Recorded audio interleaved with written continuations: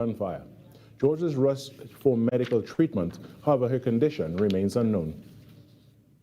To some other news now, more than 18,000 students are expected to sit the secondary entrance assessment on Thursday, and the Trinidad and Tobago Electricity Commission is moving to ensure there are no power disruptions. TNTech says it will activate an additional hotline for school principals and supervisors to report any electricity outages or safety concerns at SCA centers.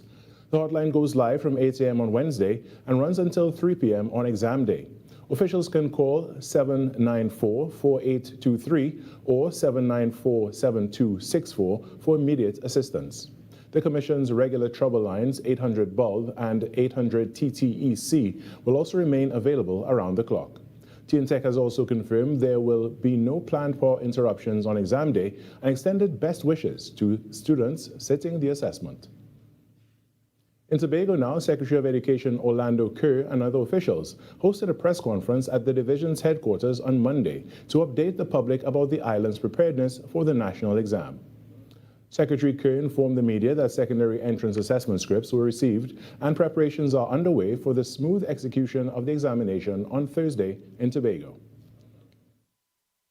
Currently 1,005 students registered to sit the C exam in 2026 at 41 examination centers across Tobago. This year, there are 497 females and 508 males. 49 candidates are registered to write the C that will be housed at the Scarborough Secondary School. Those are the special private candidates. There are 49 of them. We have 20 students who have been granted special concessions. So far, we have 7 emergency approval. In some sport now, on Monday, 2 3-member teams selected by the Tennis Association of Trinidad and Tobago departed for El Salvador, where they will compete at the 2026 ITF World Junior Tennis Pre-Qualifying event for the Central America and the Caribbean Games. Running from March 23rd to 30th, the tournament features the region's top under-14 male and female talents seeking to advance to the prestigious ITF World Junior Tennis Finals. On the girls' side, Makeda Bain, Suri Ramcharan and Samia Mohammed earned their places, while Josiah Hills, Justin Duncan and Eli Patty slot into the boys' team.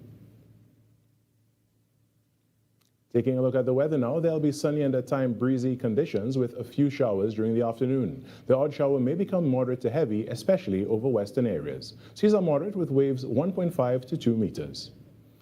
And that's what's making the news this morning. But joining us right now is Vimala Balkaran, the host of Trinidad and Tobago Today. Good morning, Vimala. Good morning, Carrie. How are you on this fine Tuesday morning? I know, right? I'm doing quite well so far. What about you? I'm okay. I'm doing well.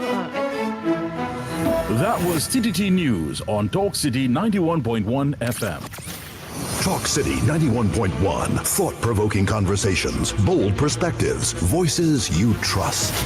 Talk City 91.1. Bigger, bolder, and more powerful than ever before. Yes, Talk City 91.1 FM. A brand new era of talk radio is here. With voices you know, trust, and respect. Get ready for an all-new lineup of the very best in talk. Andy Williams, Lennox Smith, Stephen Reese, Mr. X, Derek Charbodi, Roland Stewart, Sharon Farfan, Sudath Prasad, Heavy Duty, Alex Asing, Karen Francisco, Cherry-Leen Lewis, Short Pants, and more of the voices shaping the national conversation. From hard-hitting current affairs to real community issues, culture, politics, social development, and the stories that matter most to you. This is where Trinidad and Tobago comes to talk. It's all good right here on Talk City 91.1, where we're going to give you something new, something hot every day, Monday to Friday. Listen on 91.1 FM and connect on Facebook, YouTube, and TikTok. Talk City 91.1. Your city, your voice. When it matters, we're there, reporting the news as it happens, because your world can't wait. TTT News, nightly at 7. TTT News, committed, accurate, relevant. You can listen on Talk City 91.1 FM and stay connected on Facebook, YouTube, and TikTok, wherever you are. This is Destra, and you're listening to the Ground Report on Talk City. Keep it locked! 6 a.m. to 9 a.m. Join Andy Williams and Lennox Smith, the Ground Report team, as they rip apart the lies, half-truth, and misinformation that the mainstream media never discuss. The Ground Report. Hard-hitting, informative, undiluted, uncompromising, and unfiltered. Monday to Friday. Get the raw facts before making any life-changing decisions. Only on The Ground Report.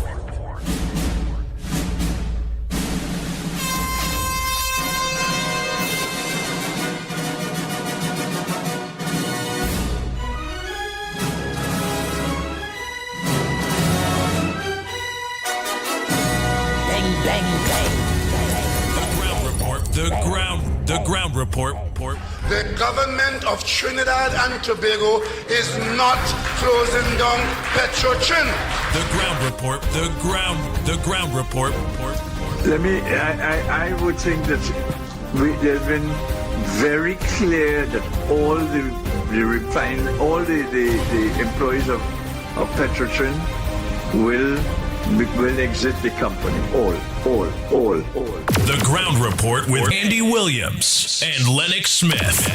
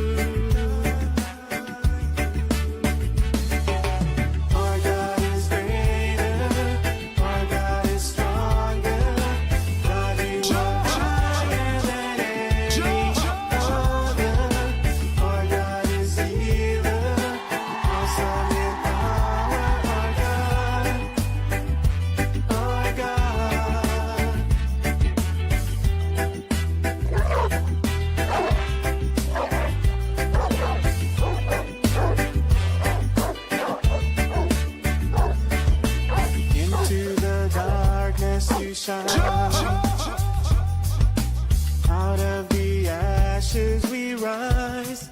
There's no one like you. None like you. Our God is greater. Our God is stronger. God, you are higher than any other. Our God is healer. Awesome. The Ground Report with Andy Williams and Lennox Smith.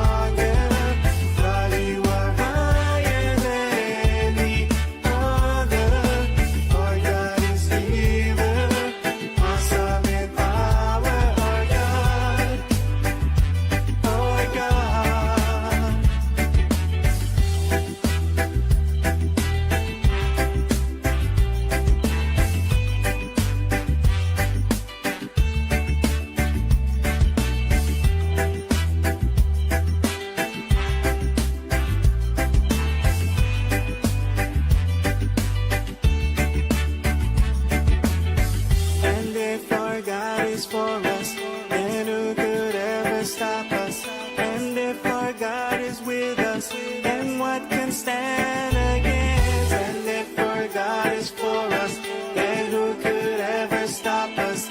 And if our God is with us, then what can stand against? Stand against.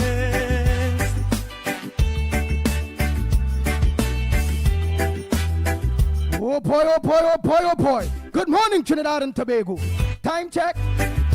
It's 12 minutes past the hour of 6 o'clock, and you're listening to the Ground Report. Our God is greater. Right here on Talk City, 91.1 FM. God, you are higher. And you're also listening to us and viewing us on our several social media platforms. When you leave your maxi taxis, your PH vehicles. Right on Facebook or on YouTube. You can view us and listen to us on Real Media TT on Facebook, Real Media TT on YouTube, Corridor Transformation on YouTube, The Ground Report on YouTube, yes, The Ground Report on YouTube, 648 Television, Irvin, a pleasant good morning to you on YouTube, at Talk City, 91.1 FM on YouTube and on Facebook. Joel Arias, a pleasant good morning to you. And who could ever stop us? And if our God is with us, then what can stand against? Hey, Timothy Roberts, good morning. Chandra, good morning. Durat Pasada, pleasant good morning. Primraj, good morning. Mala. Yes, Mala, pleasant good morning to you. Hey, Anthony Ford, good morning to you. Kishan, good morning. Ban, where's my long time I see you? Where we have been doing? Being miserable still? Hey, Judith. Hey, Williams, good morning. Leon Charles, good morning to you. Nadira, how we going? You ain't letting me know, you know. I gotta get back TV for you to let me know what's going on or what. I'll find you on the low. Hey, Don Harilala. Good morning to you, my brother. Open the eyes of the blind. There's no one. Roll Passat, good morning. Boudram John, good morning. None like you. Hey, Vidu, good morning to you. Into the Kanu and Marie, good morning. out of your Janu and Marie, good morning. eyes. There's no one like Hey, Pendier, a pleasant good morning to you. Wendy and John, good morning. Groove Master Songs, a pleasant good morning to you. Carmen, good morning. Our God is stronger. God, you are Ja Group, a pleasant good morning to you. Farmer Kane, Kim Fano, good morning. Sandra Lalo, where we are going, a pleasant good morning to you. awesome in power. Our God. Rinal, good morning.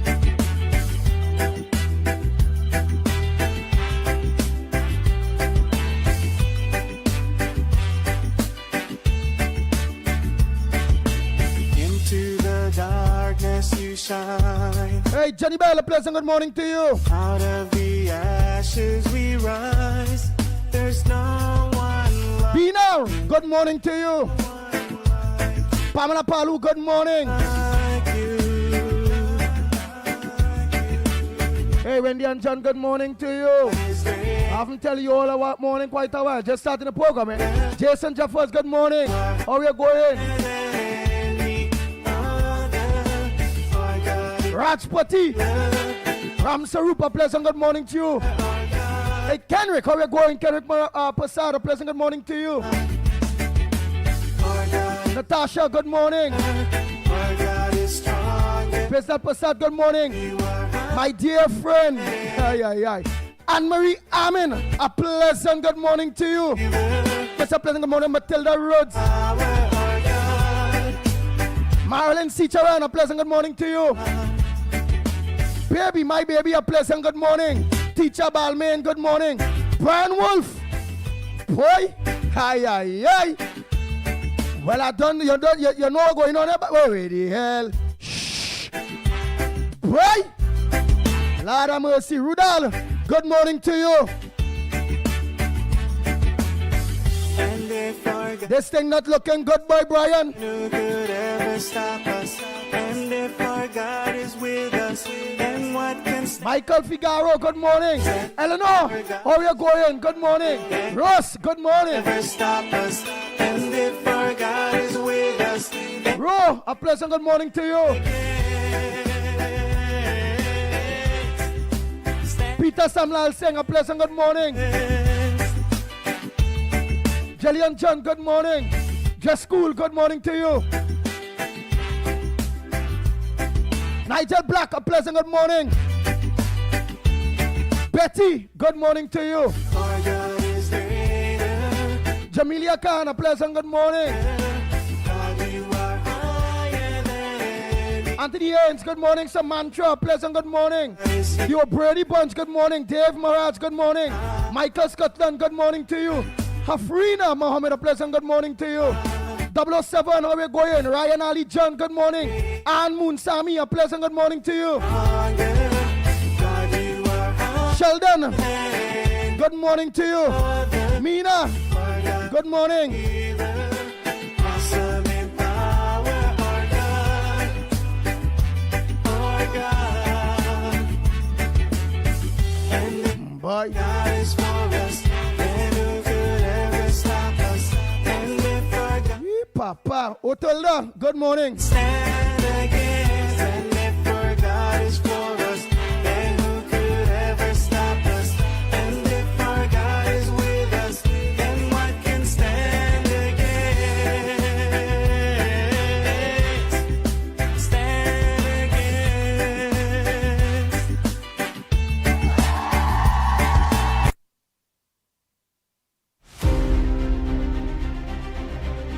Oh Lord. Okay. Papa, good morning, Glory. Good morning. Ram Killer One. Yeah, that name. Ram Killer One. Oh, that sounds like it's a long time name with somebody had a big grocery, a grocery or a hardware boy. Ram Killer One. It sounded familiar, you know. A senior citizen like Lennox Smith might know that surname if it play any role. That senior fella, my co-host. You know, remember you can't call them old and you have to call them senior citizens. That is be very offended with that, you know, Trinidad and Tobago. Don't ever say that word O, you know, O-L-D. Oh my God. Them have more sparks than anything, you know. They all of them seniors, man. Them are seniors. You know. Good morning to all in sundry. Damien, all of you. All who I missed out. All who now joining us. Good morning. I'm going to say a pleasant good morning to Director Times. A pleasant good morning to you. You will let us know too. What is Karen? Good morning. What is the situation with our yesterday, please God? Yeah. So you got that not now, but you got that in place. What played? What was the morning, the first, second, third, fourth numbers, and if we catch any. I believe in we have good morning, Andy. Good morning, Trinidad and Tobago. Good morning, Lennox. Yes. Good morning to you, Nigel Snipes. Lennox Senior Smith. Yeah, great boy. What do you say? Well, unlike you, Andy, I don't use dye. Oh God, but how you could say that over the radio, Lennox? Well, you took liberty, as I'm not offended or in any way would curtail you from speaking. I think I have a duty as well to speak freely. So I've responded appropriately, I think, having regard to the fact that you have asked a very pertinent question, how I could say that. So it means, therefore, the statement is in the right I don't place. die at all. Mean I don't die, but I just want to know, well, how you could say that? There's thousands of people listening. They're hearing you saying, but I dying, but I don't die. But oh God, I said, unlike you, And I think the essence of the statement speaks for itself. But that being as it may, should I be more generic by saying, well, unlike others, I don't die, so you may be less offended, but if the cap fit, well, of course, I expect that you'll wear it. That being as it may, that being as it may, a pleasant good morning to all and sundry, east, west, north, south, central, in Trinidad, our friends in Tobago. Tobago, we need to hear from you a little more, having regard to some of the impending issues, quite apart from the C exam, quite apart from that removal, well, I should say officially, of that reader and personnel from the United States Army that were housed in Tobago. And of course, other developmental issues such as the autonomy for Tobago. I know that that is something that the present administration is very fervently and very, should I say, significantly pursuing. With, of course, the central government and maybe some of the added, should I say, authority that might have been given and recognition, to be more specific, when, of course, for the first time, the chief secretary was taken to a CARICOM meeting. I think those are significant development, and it speaks to a very good relationship between Trinidad and Tobago moving forward. So we want to hear from you in essence. Yes, indeed. And of course, wherever you are in the world, in the region, outside of Trinidad, pleasant good day to you, whatever time of the day it is in your neck of the woods, so to speak, because as you know, Trinidad and Jamaica have a different time zone. I think we're about a couple hours in front of them or behind them, as the case may be. Don't hold me to it, but I know we have a different time scenario. That being as it may, yes, indeed, yesterday we were a bit, let's say, short of firm information with respect to two matters, and I told you yesterday that I would seek, and then of course I will comment in a more appropriate, but the veracity of what we are saying will not be nestled in skepticism or is subjected to ambiguity. Well, that day has arrived because with respect, of course, to the Hilton Hotel, remember we said that I would prefer to wait and hear from the government. Well, in a very indirect way, we have been able to glean some additional information. And what is that? That ETEC, which is responsible for that particular entity, Hilton, that's a state enterprise that was transferred to the Ministry of Legal Affairs, yes, under Saddam Hussein. Recently, I think just like last week, it was gazetted. And then, of course, when you read into the particular article, you would see that it was as a consequence of the very, what I consider to be discrepancy, for want of a better term, some differences in opinion, to be more specific, between the board of ETEC, who is indeed, I think, is the wife of the president of the Senate, Wayne Mark. Her name is Ms. Ramkusoon Mark, and that of the line minister of the Ministry of Trade, and Mr. Mirage. And it appears that instructions was given to, of course, pursue a particular course of action for the management of Hilton. That is what I've gleaned so far. And the response by the ETEC chairman is this: listen, you have to write to me formally indicating where these resources will be coming from to engage in a 400 million upgrade of Hilton.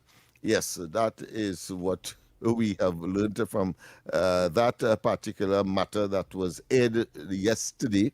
And because there was a resistance by the ministry to provide such a document. I think that led to and I'm assuming here I'm in the state of conjecture here, the transfer, because there seem to be some kind of personality differences. But that being as it may, the situation is, according to the article, tense relations, and of course the media is saying that Mr. Mirage took issue with an audit as well conducted by the board, and therefore he made, according to the article, he made statement like it's not business as usual, and Ms. Ramkisoon, the chairperson, responded by saying that nothing why she is cognizant of her duties. The minister's action could have been construed as trespassing on the authority or the autonomy of the board. Further, she challenged his tone of engagement with the board and reminded him of the need to comply with the Public Procurement and Disposal of Public Property Act. Who? All right, who? Yes, and going forward. Yeah, but who is that? About the chairman of ETEC is telling the substantive minister, Mr. Mirage, that in a very formal way. So there seem to be some differences in opinion between the minister and the chairman. Yeah, and so that and the cabinet took the decision to move ETEC from under the portfolio of the ministry that Mr. Mirage is responsible for, that is trade and other matters, to the legal affairs, where Saddam Hussein is the substantive minister. That's essentially what is there. And in the melee, you would understand now, in that scenario, Hilton say, well, listen, the thing has not reached a certain standard, and therefore that, should I say, procrastination, that deferral scenario, we may well take the decision to get out of Trinidad as far as their franchise is concerned. So that is where we are at. Hopefully that things will be resolved, because there are others who are dealing with Hilton from the outside. Go ahead, go ahead before I talk about the outside. Yeah, but dealing with Hilton, that portfolio was under ETEC. So it was under the trade. ETEC is the state enterprise with that responsibility, and ETEC itself is under the Ministry of Trade. Right. So under trade, that ETEC was responsible to deal with the Hilton situation. That's right. Yes. And why the decision was made to move it, you say? Because there are differences in opinion on the process to do so. The process to do what? To deal with Hilton? Allocation of 400 million for the repairs or for the refurbishment and so on. And of course, ETEC asks, well, you have to prove to me where the money. Give me a formal letter where the money is available, because of course it wasn't catered for in the budget. Those kinds of what I consider to be fiduciary and transparency, if you want to call it, and accountability issues that seem to have emerged as a consequence. All Go right, ahead. but do you believe now that most chairmen of boards will be very, very particular now, knowing the recent outcome and engagement, which we can't go into it because you said we pre-judiciary, where we see in one of the papers, dailies there yesterday, that that board members of CPEP are being sued by the state for $1.4 billion.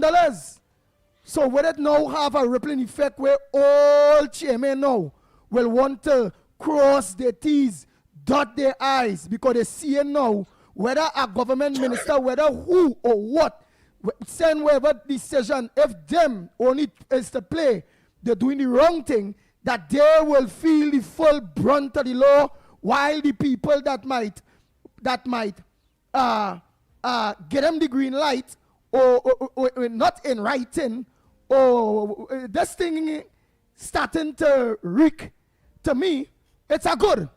Because state enterprises and chairman now have to give their account. So it's a good. So it's more accountability and transparency and openness when it comes to the people of Trinidad and Tobago. But that could cause real problems too, politically, whereby eventually might have to see where chairman might end up getting moved and all them bacchanal thing by and how will this go? If you put a chairman in place, could you move them? Or if they don't, everything could be removed, even a president, of course, and certain. But of course, there must be certain circumstances that the law outlines that provide the basis for such removal. I think in the case of these boards that of state enterprises generally, I think the government of the day could generally withdraw the appointment if they believe that that person is unsuited for the position, having, of course, given them an appointment prior. We have to go for a break now, and when we come back, I'm sure that some people are sharpening up their chops. So thus, Dr. Rowley and persons like that, you see, have weighed in on the matter. They may or may not have been privy to what we know now. So you are knowing it now, and you will determine whether or not that creates a sort of stymieding of the movement forward, or is it that these enterprises should stand their ground on the basis of transparency and accountability and their fiduciary responsibility as we move forward, and whether and what impact it will have on the moving of Trinidad and Tobago forward, having regard to the portfolio that these entities have been mandated to execute on behalf of the people and the government. Well, before we go for that break, Trinidad and Tobago, Lennox, it will be on you because I have some things to do behind the scenes here right now. Snipes will organize and put the Talk City signs between, if it go. Oh boy, just get that bed just in case, just get that bed and everything, put everything in place. Oh boy. Right, and we will be accepting today WhatsApp voice notes. Well, I will send all the WhatsApp voice notes to the regular 366 and 3053. Send your WhatsApp voice notes. And just for today, while we deal with some things here, just for today, you all will organize, but not just for today, but you can always do that. But remember, we have lines for every occasion. We have enough line for everybody. But today, you all will be calling in live on 622-4911. 622-4911. The studios of Talk City. Let's make sure and get your calls in there. Send all your voice notes at 366-3053. Director's Times will play all. Okay? So let's get... yes, people. We are doing some adjustments, so bear with us. So you will call directly into the studio this morning at 622-4911, 622-4911. Just repeat, and 394-4911, 394-4911. 11, and we'll take your call. Of course, the voice notes, well, you send it as normal, and we will play. Let's go for the break, and when we come back, more on this edition of the Ground Report. But Johnny, how come your house is twice the size of mine, but my bill is twice the cost of yours? Johnny, what's going on, boy? How your bill so low?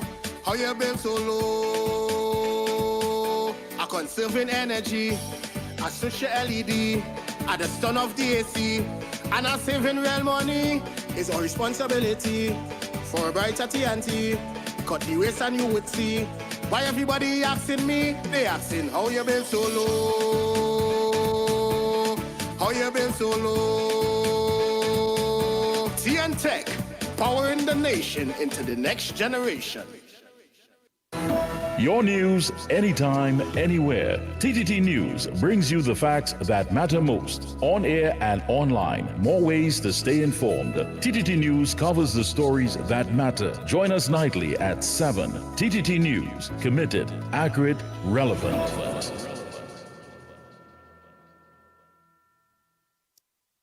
Hard questions, honest answers, real conversations from the ground up. If you want to know what's really happening, don't miss the Ground Report. Weekday mornings on Talk City 91.1. This is Destra, and you're listening to the Ground Report on Talk City. Keep it locked.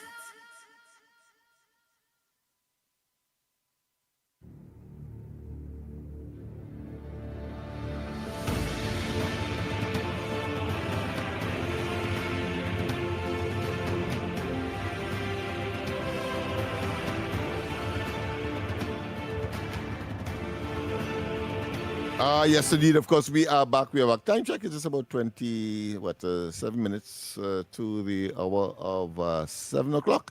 And, well, of course, as we said, you called this morning only the numbers in studio here to 622-4911, 622-4911, and the other one, of course, a WhatsApp line, but nonetheless, we will get it here, 394-4911, 394-4911.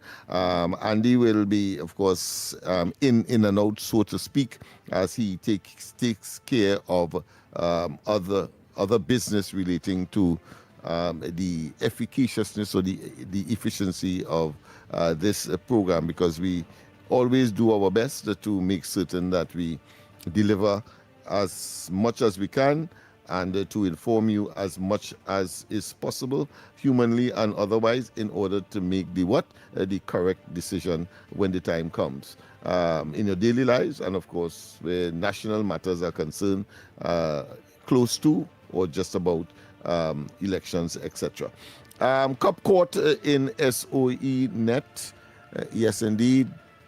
So we have another police officer that has been subjected to the SOE special arrangement where a detention order was issued because it is claimed that he is providing or was providing information to criminal elements as to the operations of the police in terms of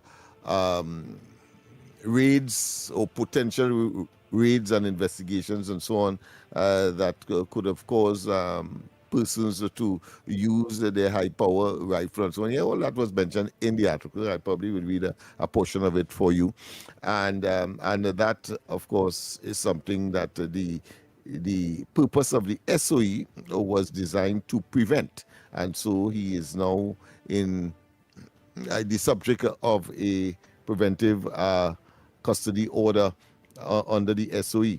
There's another one, of course, a teen son of late Sealot's gang leader among 3 killed. Yes, indeed, of course, Berkey, yes. Very, very unfortunate. When I read that, a sort of chill went down my spine.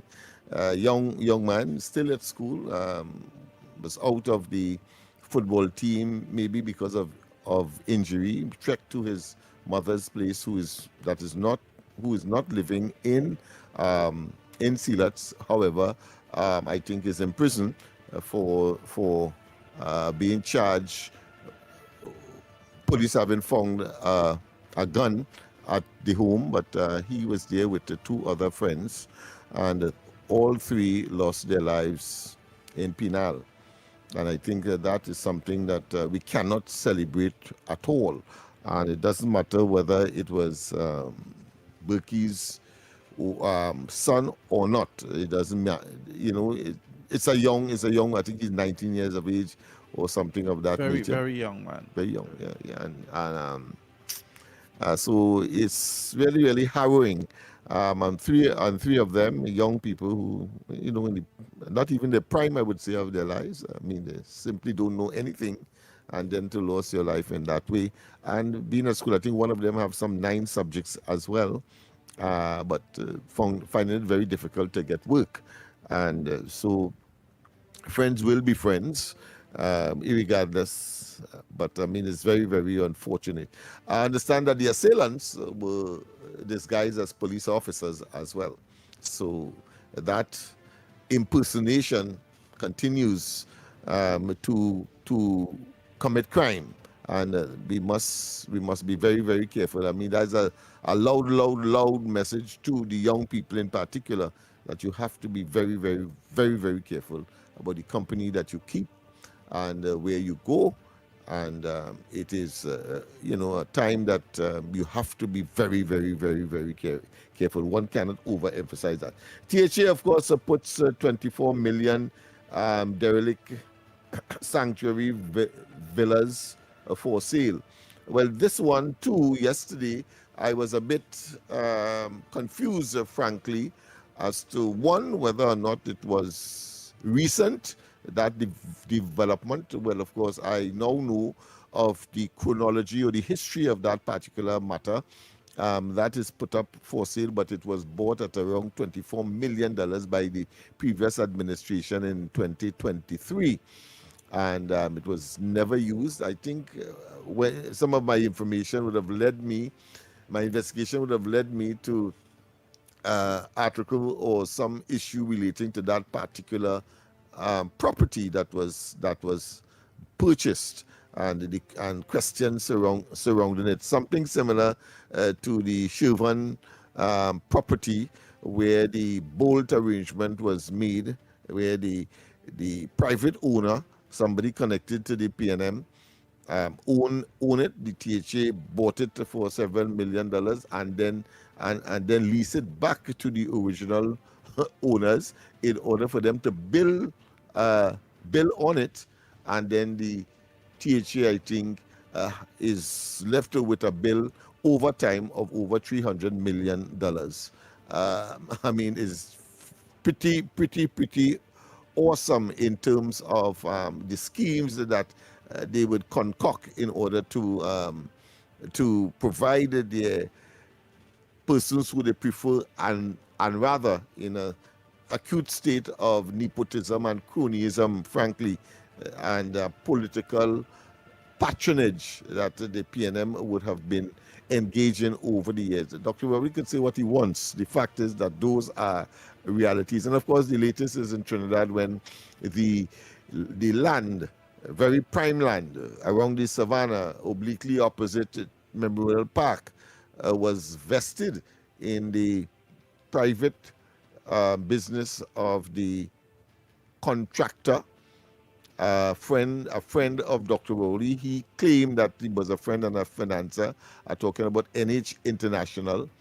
And then that very property being invested in a company designed to specifically get the bank to mortgage it in order to build the headquarters of the Ministry of Health.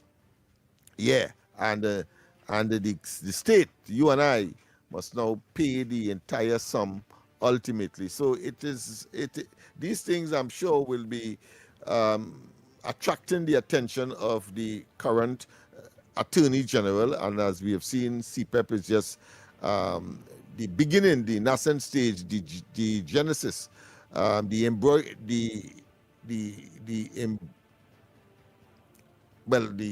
beginning stage of these kinds of revelations that will be coming out and will be played out in the courts of this country, because it simply cannot continue like this. The lines are open, as I said, and we will continue to, of course, take your calls. The numbers to call, 622-4911. I think I've spoken enough. 622-4911. And then we have 394-9411. So we'll take your calls, and don't forget, of course, to provide your voicemails. That will be forwarded to us here in studio, where we will be airing, if not all, but at least the majority of it. And don't forget, of course, we still have the Capich at 7:15, and we have, of course, the word challenge of the day at 8:15, which, of course, I would be hosting, so to speak. So again, numbers to call. You have an opportunity. Andy is not here. I am here, and people, of course, like to accuse me of talking too much. So you have an opportunity to get on the program as early as possible and as elaborate as possible in order for your front burner or non-front burner issue to be aired. I know that the numbers may be new to some, so I'll just repeat them again. 622-4911, 622-4911, and the other number to call 394-4911. All right. We should have gotten a call by now. I wonder if people. We had some people holding on, but they off the lines now. All right, okay, they're off the A line. couple seconds ago. All right, okay, so we have a call now. Pleasant good morning. Welcome to the Ground Report. Good morning. Pleasant morning to you, Mr. Lennox. Good morning to you. Andy is there with you, the pitbull? Yes, he's in the background. Yes, he's in the background doing some work, you know. Okay. Our duty Mr. carries us Snipes. all over the place. Go ahead, yes. Okay, Mr. Snipes. Okay. Now, I want to make a suggestion there, my brother, Mr. Lennox. Go ahead. I think the time has come for we to introduce mandatory boot camps for young people. Let me repeat. I think the time has come in Trinidad where the government not have to consider but mandatory boot camp from the age of 10. Because you see what's happening with crime and criminality and young people is gone down every day in this country. And I'm saying when we make it mandatory, for instance, because we have to deal not with the secondary level, but the primary school level.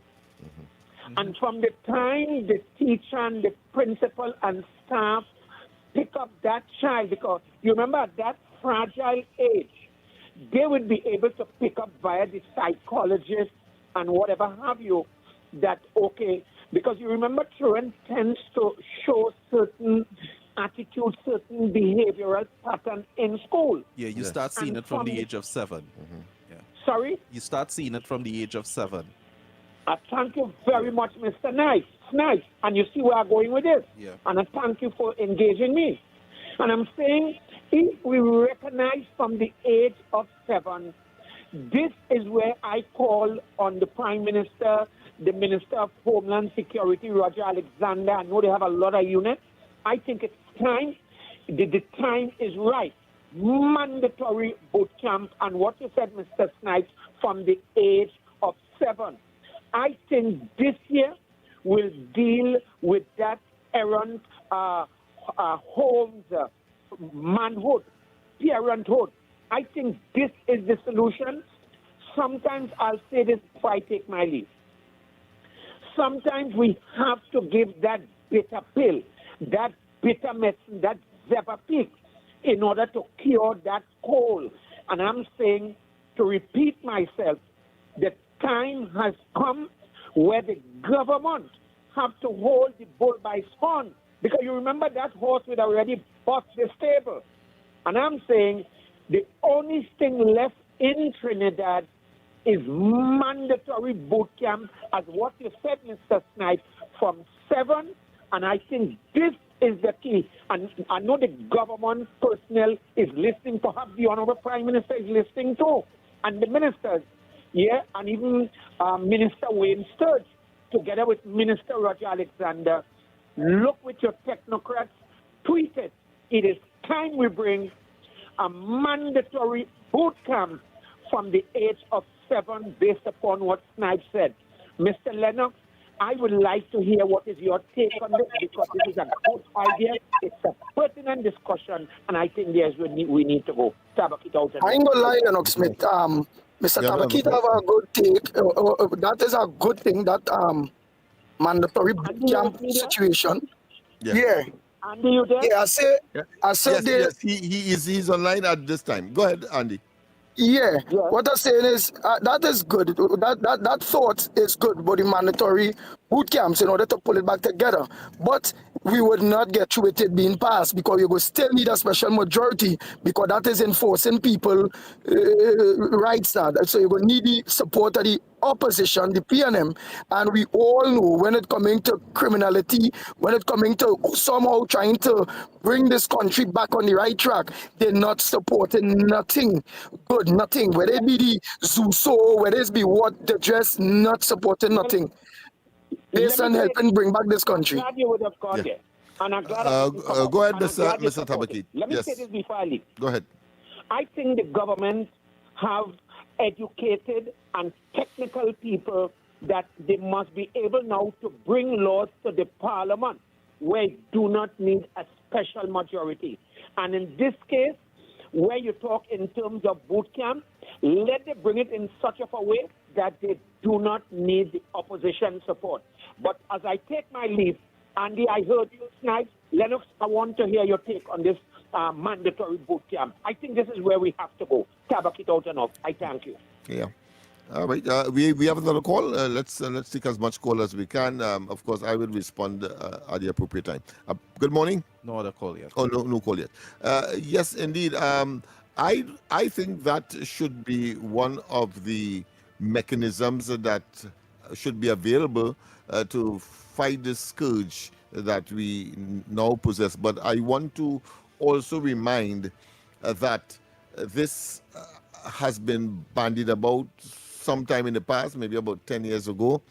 And of course, the resistance to it, not just the politicians, but certainly the religious groups, those sections of the society that believe that why are you putting me in this maelstrom, in this mortar, when my kids are not so engaged, and therefore I think the entire thing would have collapsed. Of course, we have to look at the age at which that happens, because, you know, when you talk about 7 years, you're talking about children that are still in primary, at the primary level and kindergarten and so on. At 7, you would start to do your psychiatric evaluations and make sure that the child is all right. You're not going to take them at 7 and put them in a boot camp from 12. I just want to make sure that we understand that. Clear because there must be a more mature age. But you know, Lennox, he really did touch a nerve there, because I,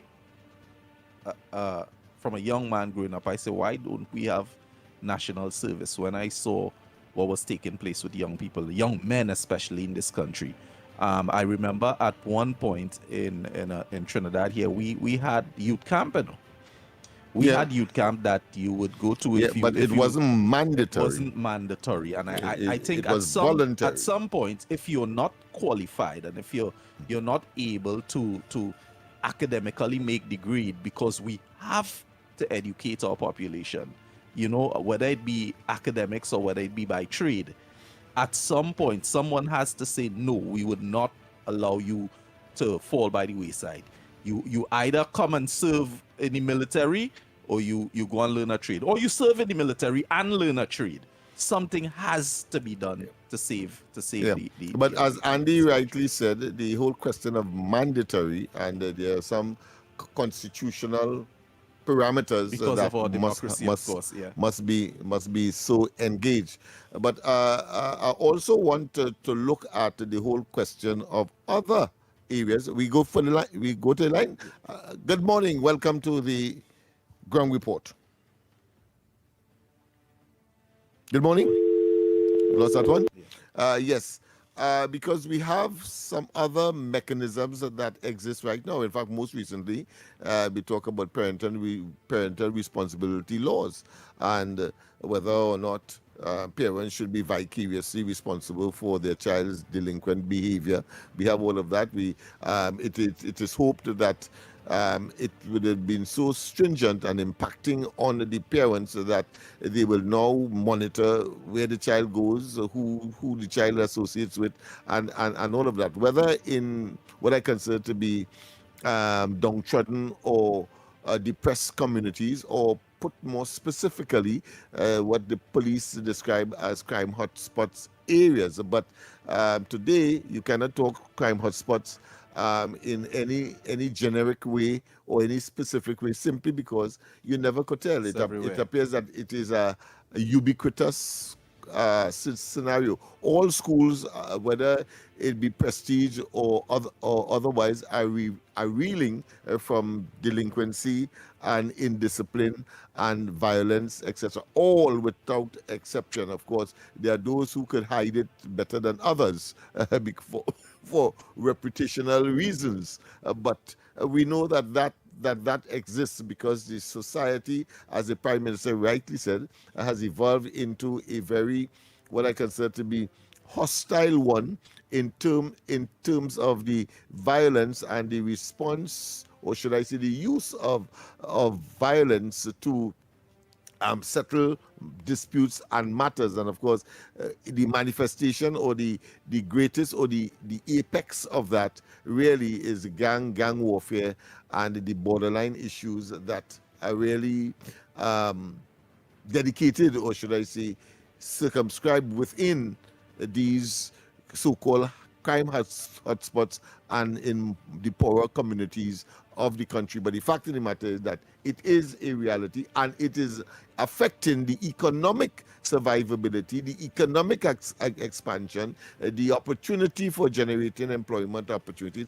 I said that, and I focused on that last night on the corridor transformation. I want to apologize immediately to those persons who were not able to call in. I saw a lot of calls coming in, but we had a challenge there, one, and I thought I should have a monologue to, of course, say how we are going to be going forward from tomorrow, well, from the day, sorry, as far as the corridor transformation is concerned. I thought I should just put in that. Don't forget the numbers to call.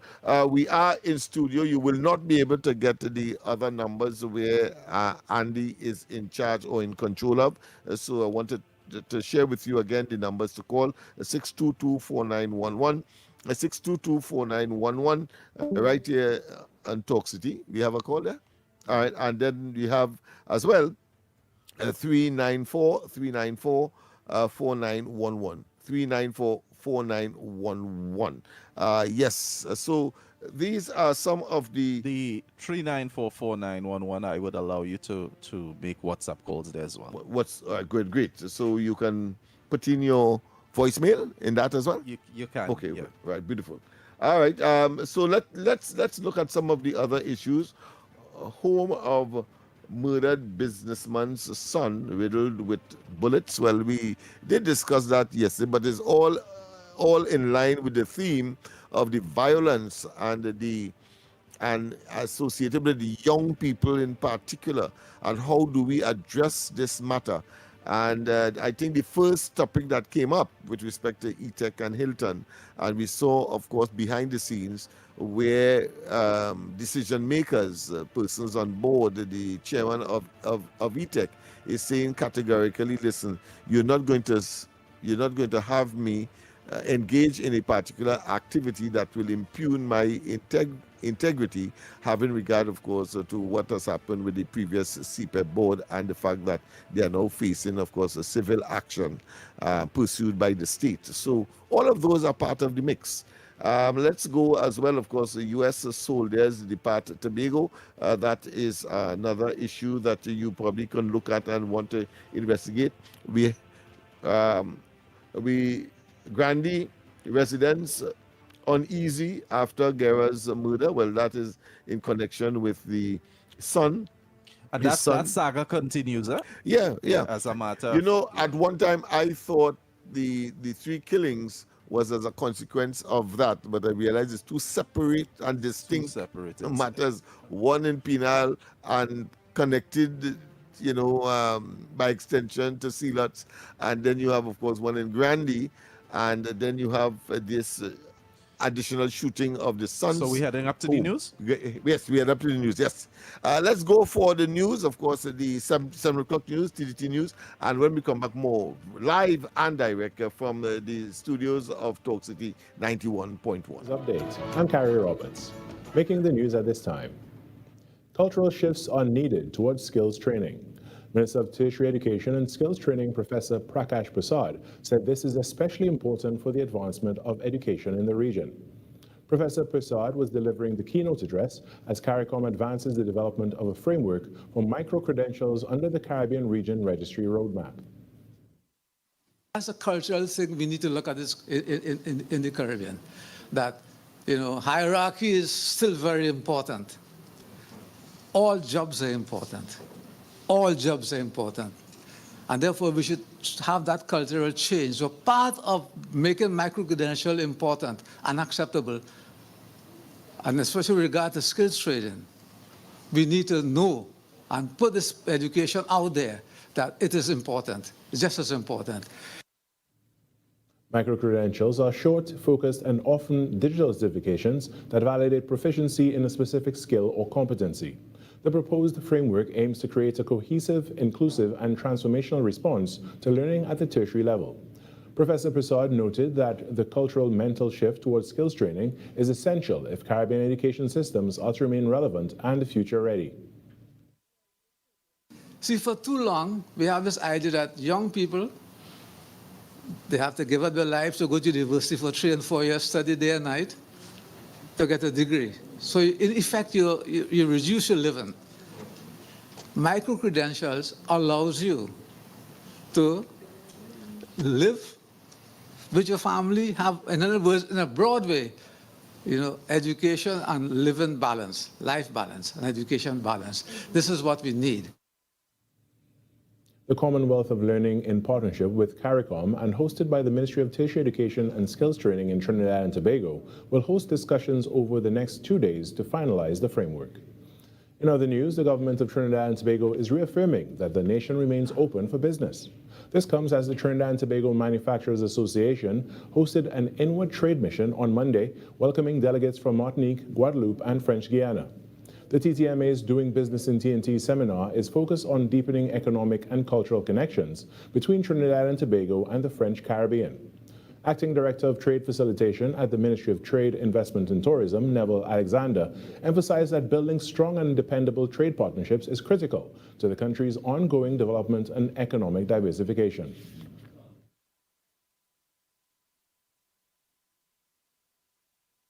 We also want to encourage deeper collaboration in services, particularly tourism services. Travel between Trinidad and the islands, such as Martinique, for instance, has been growing. It is our desire to further deepen our engagement in these areas as we seek to develop niches such as yachting, medical, sport, business, and ecotourism areas as potential drivers for the services sector ourselves. President of TTMA, Dale Parson, emphasized the importance of creating opportunities for entrepreneurs and strengthening support for small and medium-sized enterprises. To empower SMEs, let us focus on the backbone of our economies, small and medium enterprises, by facilitating partnerships and reducing barriers for entrepreneurs. We can create meaningful economic participation. The Trinidad and Tobago Police Service carried out a major anti-crime exercise in the southwest, leading to multiple arrests and the seizure of illegal firearms and ammunition. The operation, dubbed Operation Chopper, occurred over the weekend across the Point Fortin and Guapo districts. Acting under emergency powers regulations, officers conducted targeted searches at several locations linked to persons of interest. Police seized a shotgun, 7 12-gauge cartridges, and 2 rounds of 9mm ammunition. 2 people were arrested for firearm and ammunition possession, while a third was held for ammunition offenses. In some sport now, the West Indies women's cricket team has been fined following their T20 international opener against Australia in St. Vincent and the Grenadines on Thursday. Captain Hayley Matthews and her side were docked 10% of their match fees after finishing 2 overs short of the required over rate. Match referee Rion King ruled the side fell 2 overs short of their target even after time allowances, triggering an ICC Code of Conduct sanction that cost players 5% of their match fee per over. The result, a 10% fine across the squad. Captain Hayley Matthews accepted responsibility and pleaded guilty to the charge, avoiding a formal hearing. The offense was brought on by field umpires Lauren Agenbag and Jacqueline Williams, third umpire Candice Laborde, and fourth umpire Maria Abbott. In the weather forecast now, there will be sunny and at times breezy conditions with a few showers during the afternoon. The odd shower may become moderate to heavy, especially over western areas. Seas are moderate with waves 1.5 to 2 meters in open waters and up to 1 meter in sheltered areas. And that's what's making the news at this time, but after the break, we return to Trinidad and Tobago today. Your world moves fast, so do we. TTT News brings you the people, events, and issues that matter most. Stay informed, stay ahead. TTT News, every night at 7. TTT News, committed, accurate, relevant.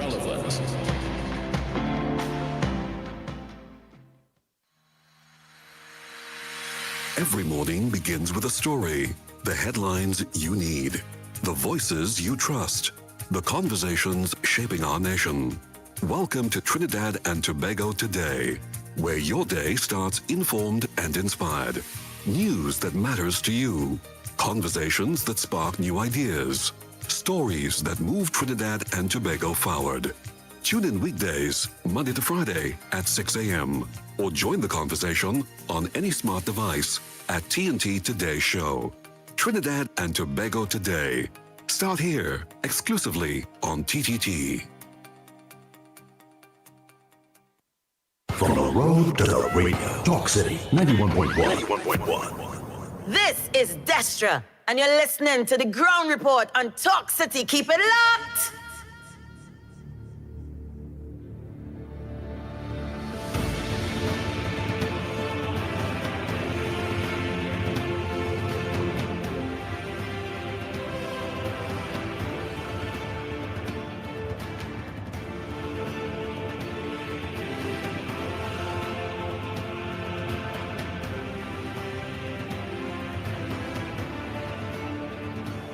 Yes, indeed, of course. So we are back. Time check is just about 7 minutes past the hour of, closer to 9 minutes past the hour of 7 o'clock. Of course, Andy will be intermittently joining us. He is engaged in matters of improvement, let me put it that way. You know, we always strive for greater heights under the ground report. We lead and others follow in more ways than one. Andy right here. Andy right here. Indeed, Andy yes. right here. I just said that you. Yeah, so Andy right here. Intermittently, that's what I said. So Yes. Yeah, I've seen you are there, but you will join us from time to time. Yeah, but you have to say it like how I go say it, man. When we starting off the program there, you have to say, we are back. Time check. Yeah, with a little thing. It's 8 minutes past the hour of 7 o'clock. I just said that, Andy. You would. But you say it kind of lay back. You have to say it with vibrancy. You're talking as if you wasn't there. I wonder if you was there. No, that is what I think. I hear you saying it too. Not vibrant. You have to say it with vibrancy, man. Say it as a young person, like a youth. Yeah, all right. Well, you have ascribed yourself as a youth, and you said that I am a little older, so you would appreciate that I will be a bit much more circumspect, right? So don't boy, this man is easy, boy. Don't rush me now. Don't rush me, please. Right? When your turn at the crease, clearly you do your thing because of course everybody has their own way of doing things, I suppose. That being as it may, of course, the numbers to call 622-4911 only for today. 622-4911 directly Talk City, and of course 394-4911 WhatsApp as well. I don't know if we have any WhatsApp. Andy, we have any WhatsApp? Yeah, that organize and send some WhatsApp, man. Same 366-3053. I sent one to Snipes so far. Yeah, I sent one to Snipes so far. So all don't forget to send your WhatsApp contribution at 366-3053. 366-3053. Make sure send your WhatsApp contribution. And by the meanwhile, don't forget at 15:15, the pitbull mark for the day. Yeah, man, we had to hear who win yesterday. What is the situation? Yeah, because I know you play. I know Lennox Smith plays, so let me don't go there yet. Because he's losing out. He's losing out big time. Yeah.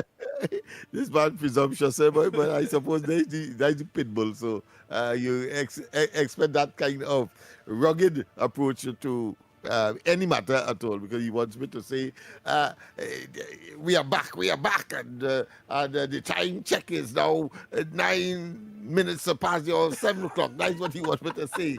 Now I could, but it, yeah, but it, but it would be an impersonation. It wouldn't be natural Lennox Smith. So to each his own, so to speak. But that being as it may, the lines. Let's go to the voice note. Oh, let's get the vote. All right. Andy, good morning to you, Lennox, Mikey, Nigel, and to everybody out there. You know, I don't know how people could be so dishonest and disingenuous, you know. Busman so loved Jillian John. He wanted Jillian John to take over everything. But yet still, he has not acknowledged or recognized how much work Jillian John has done as yet as the Minister of Works. Jillian John told us how many potholes and everything that she has patched. And this man coming to say that this government is there a year, not a year yet, you know, but a year, and they have not done anything in the country. That man is so dishonest. Andy, are we paying property tax? Didn't they strengthen the children's life fund so that parents wouldn't have to be begging with calabash all over the place to raise funds for their children, among other things? You see, that is why we are here to correct the misinformation some of these people are putting out. And I have a challenge for Lennox. Please tell us what is the correct pronunciation for Malize. Thanks. I feel like we heard that voice. Yesterday, yes. Yeah. So it would have been a repeat. But nonetheless, of course, let me just repeat my response. Balizia. Not Balize. Balizia. Balizia. I omitted, of course, to find out where the origin is from, but it's songs, French songs, a bit Italian kind of thing. But of course, I'll get it eventually. But the fact is that the lines are open. Of course, 622-4911, 622-4911, and 394-4911, 394-4911. And of course, Andy will be in touch with us. Well, you know, intermittently. it's just about time for us to go into. Oh, all right, Andy's capiche. Andy, you better give us it. Yes. People relying on you. It's just about time to go. Yeah. To the Nice. Andy asked me Trinidad and Tobago. To give you guys what played yesterday. What played yesterday. Okay. You know, so at 10 a.m. we had 36. At 1 p.m. we had 35.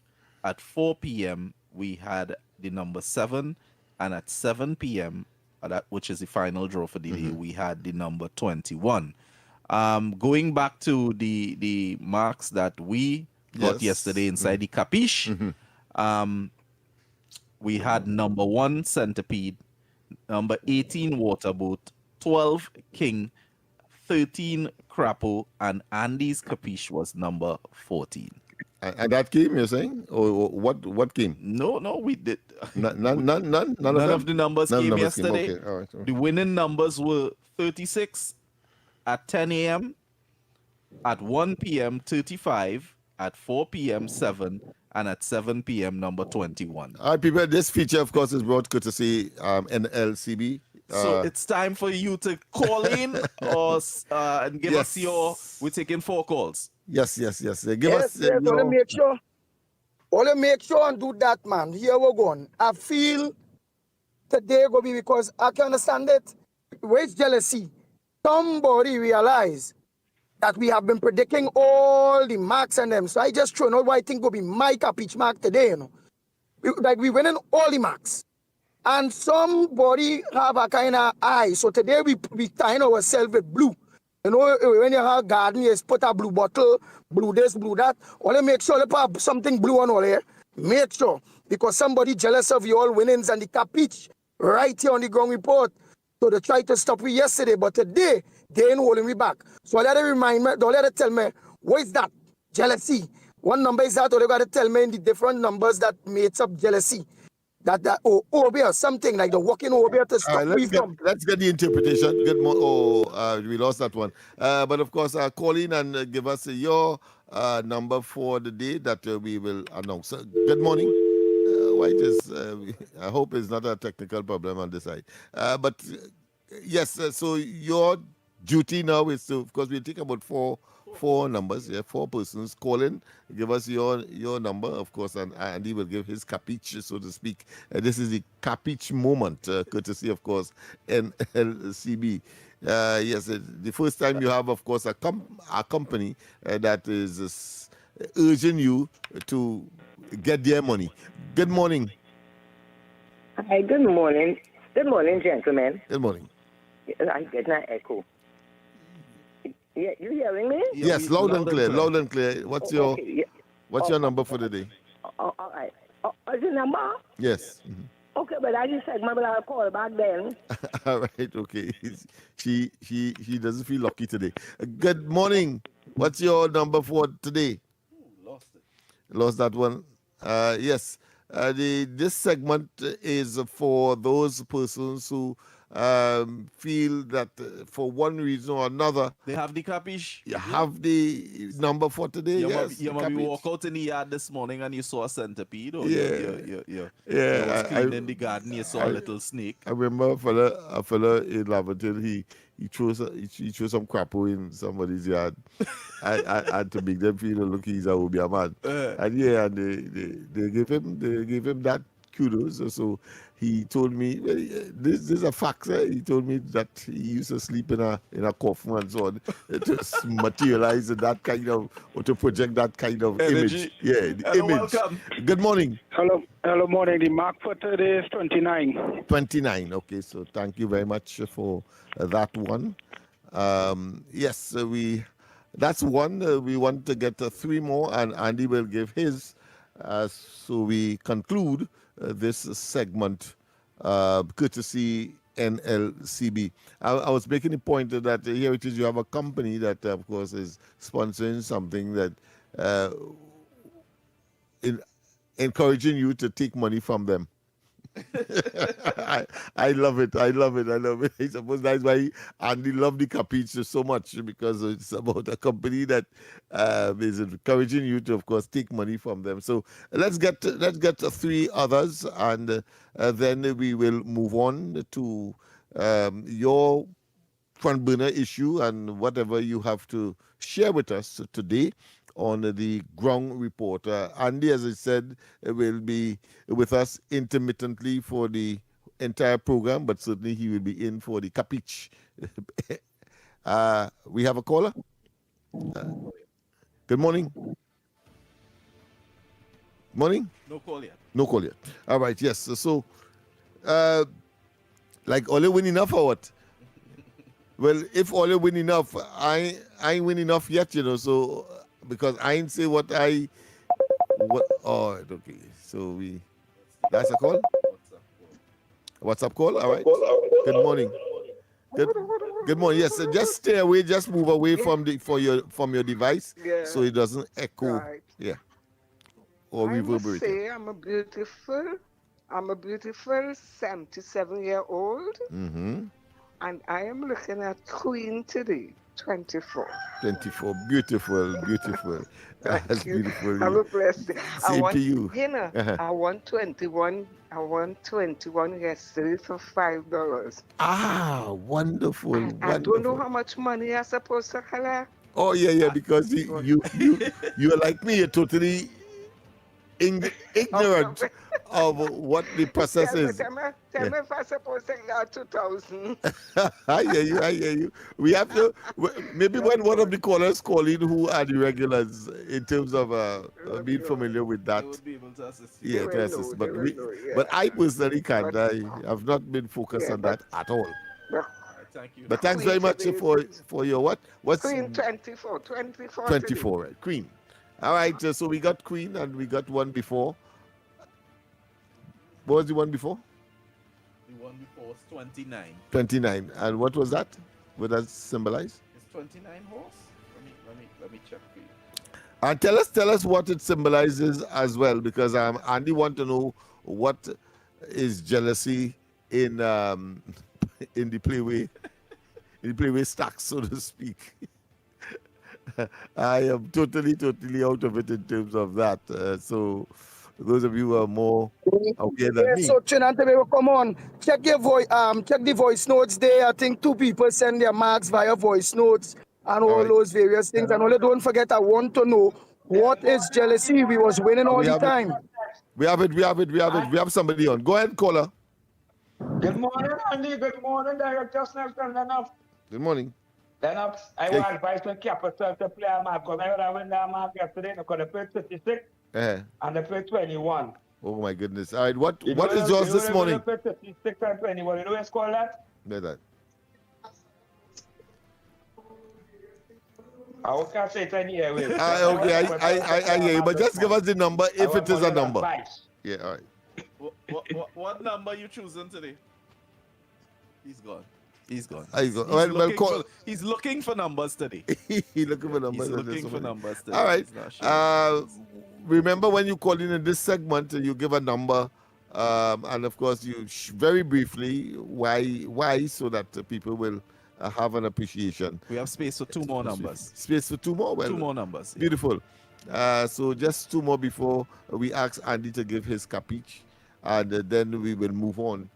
Check the voice notes and see if you get any numbers from voice notes. Let's go. Good morning, Andy. Good morning, Lennox. Good morning, Director Snipes. And I only gain mark. I want advice with Capital. I want more money to play mark.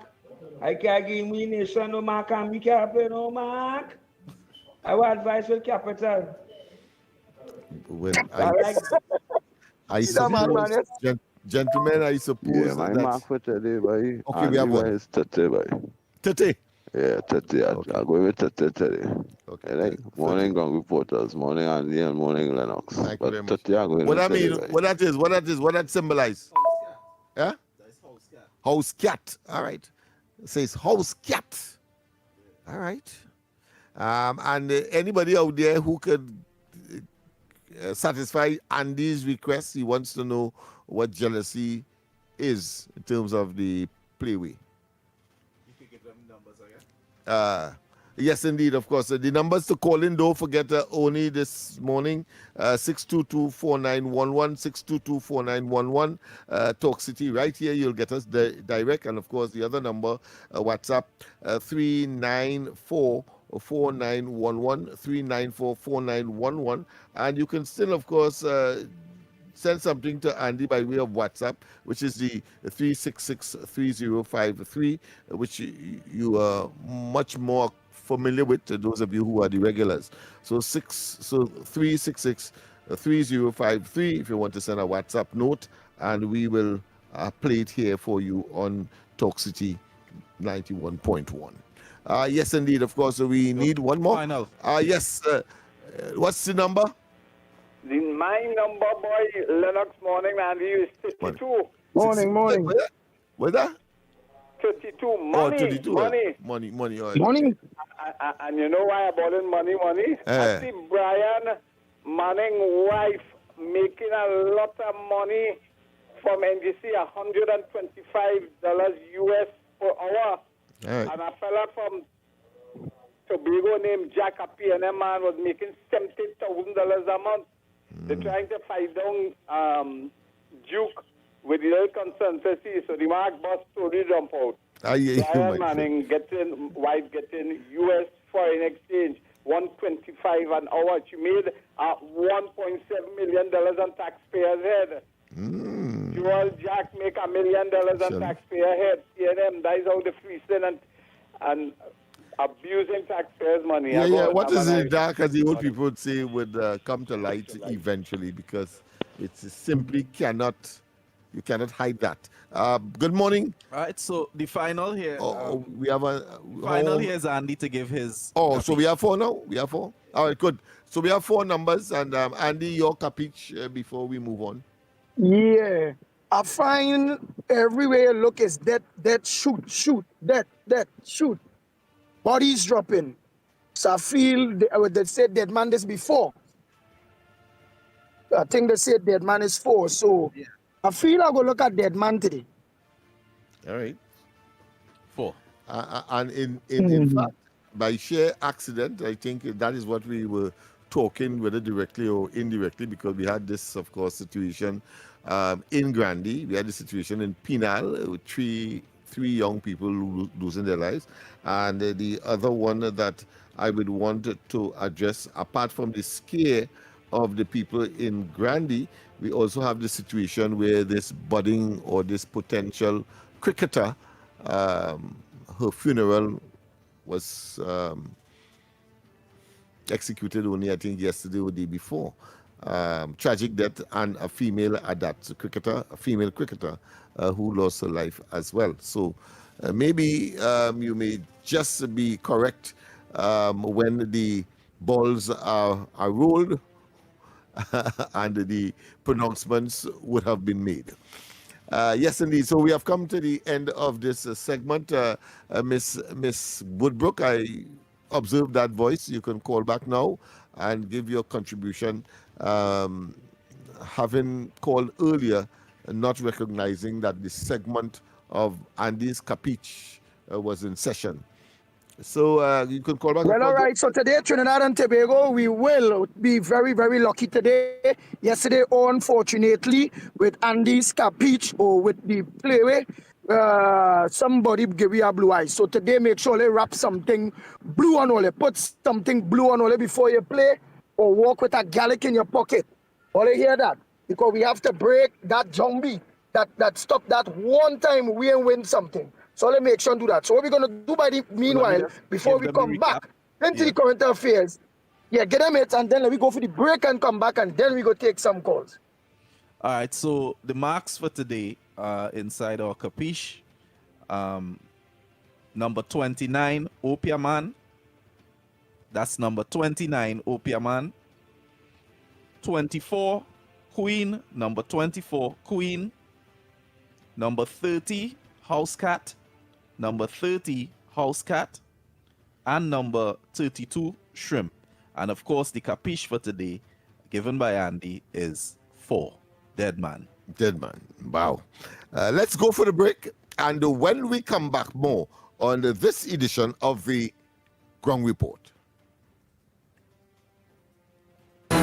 Your stories, your communities, your country. TTT News is everywhere, on the ground, across Trinidad and Tobago, and on every smart device. When it matters, we're there, reporting the news as it happens. Because your world can't wait. Your world moves fast, so do we. TTT News brings you the people, events, and issues that matter most. Stay informed, stay ahead. TTT News, every night at 7. TTT News, committed, accurate, relevant.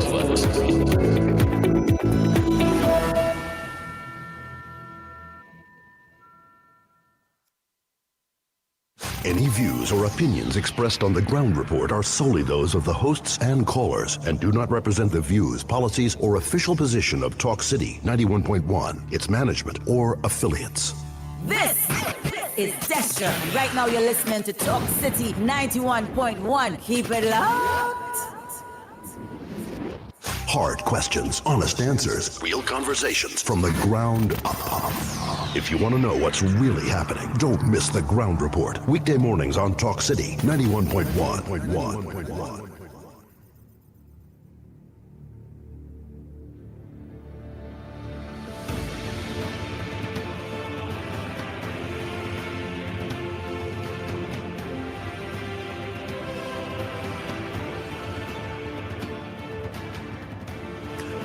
Yes, indeed. Of course, we are back. Time check is just about 30 minutes past the hour of 7 o'clock. And we continue, of course, not only to take your calls, but to address, I think, the elephant in the atmosphere, frankly, as to solutions. We are in a state of emergency, but yet still we are seeing the uncomfortable array and execution of people, and one have to focus therefore on what next, what more can we do.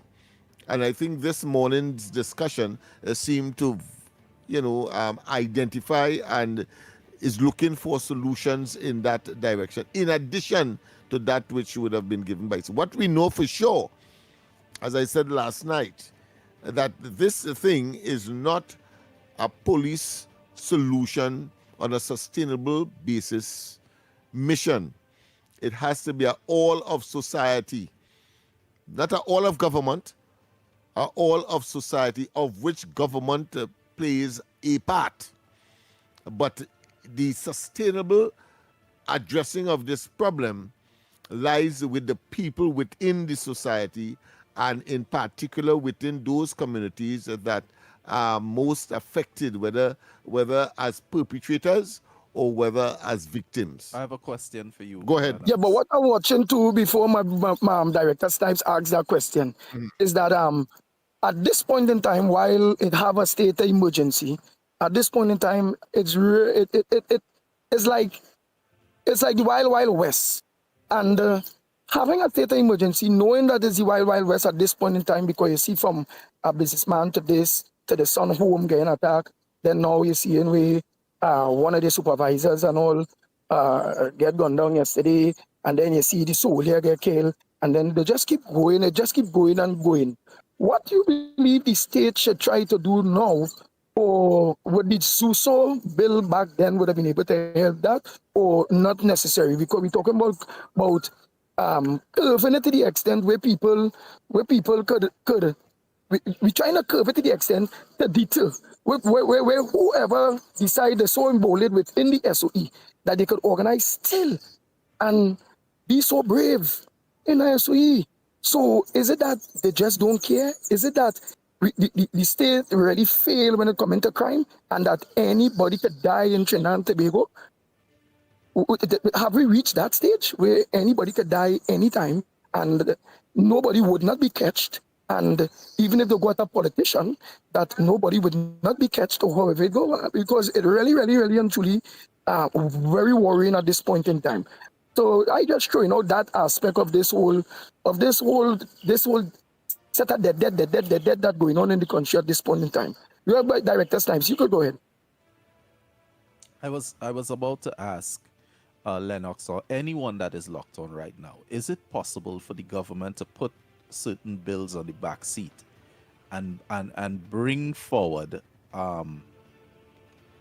legislation to actually deal with it? I mean, just put everything else on the back seat and deal with this at this specific time. Or would it be a case where they would decide on something and we would end up in a situation again where they would need a special majority to pass these bills? Because again, I think one of the aspects of these also would have been able to lock down that particular area in which the crime seems to be escalating. And we have seen so far in that Grandy area where because of the incident of this businessman being killed, you have a lot of things spiraling out of that one situation in that area. Revenge killings, the entire community. And while she was speaking there, I was drawn to the fact that here it is, you have two distinct communities,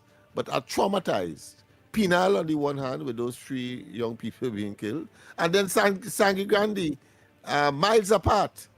And it suggests that the thing is almost universal. The thing is almost ubiquitous, almost, where anywhere you go, and Andy raised a very valid question, and that is whether or not it is so ingrained, is so prolific that anybody could lose their life at any time for one reason or another, simply because of the frequency of these kinds of acts. Well, we are looking for a solution.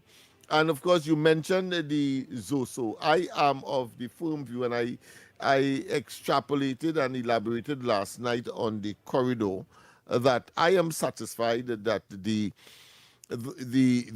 non-presence of ZOSO certainly would have taken away an opportunity for the first time where those elements that, in spite of the trauma, in spite of the challenges, in spite of the presence of the negative elements, criminals, gangs, borderline issues, people are intent on engaging.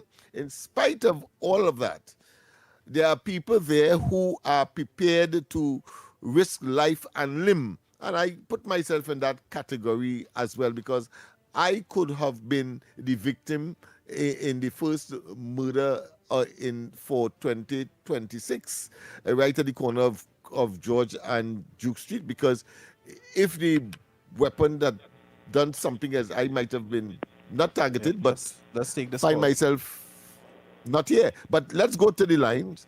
President, good morning. We're trying to generate solutions, people. Good morning. Morning. Morning, Andy. Morning, Lennox. Morning, Clive. Yes, good morning. Now, we talk about these Zoso, right? Yes. And we talk about they would have been able to lock down the community. But we under SOE, which is higher, which would have been higher than the SOZO. So what is stopping the security team from locking down the area? Let me say Sandy Grandy, which we see in killings. What is stopping them from going into Grandy the same way if they had Zuzu, from locking down the community, finding out what's going on with these fellas and them up there? What is the problem? What is the cause? It don't have no difference really, They could do the same thing. Is it that at this stage they don't have the information, so the detectives are weak in performing their duties? Well, that's what I'm saying, because if the SOZO now is they could lock down our community. Remember, our detection rate is very low and has been so for many years. Whether it's high or low, the detection rate is at its lowest point. Right? So this is where they have to gather intelligence now to get these criminals. And the police service are low right now. Nobody's want to talk to the police. Nobody wants to have nothing to the police. So there's some people that are just watching the community go down and then say nothing because they can't trust the police. Mm-hmm. So I don't know what kind of solution they could come up with. They could say, all right, we're setting up people, let me have jobs in Sandy Grandy, let me have jobs in these places, but I don't think that would stop it because the criminals really don't want to work. No, they don't. They don't want. So you can set up how much jobs if you want and say, we open up this program, that program, the criminals not going. Because that is their job. They could be a criminal selling wherever, making the money outside. Because when you go for a job, you're working for 200 a day. When you're a criminal, it's thousands a day. So they ain't going to change. We need the intelligence-driven policing. Get the criminals, get down in there, find out who committing the crimes and deal with them. That's what they need to do. Thank you. All right, gentlemen. Thank you very much. Let's go again. We have another call. Go ahead, caller, because we give way to you. Hello. We're looking Good for morning. solutions. Good morning. Yes. I have a feedback. Mm-hmm. Now, you said you want solution-driven solution point. Yeah, what is here?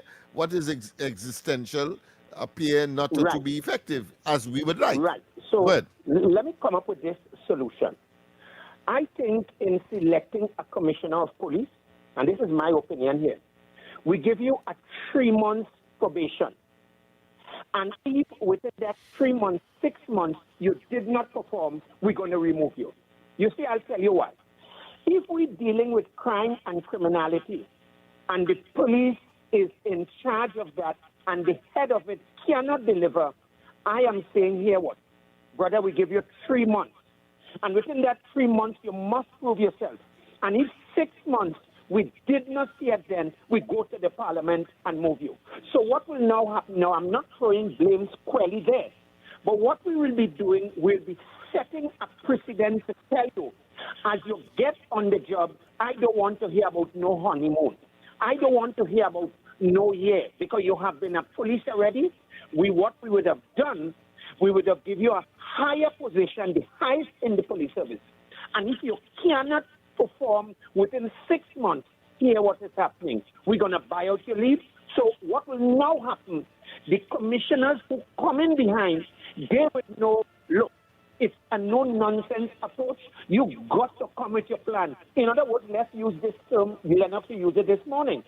If you do not have the proper mechanism and framework, then you can't deliver.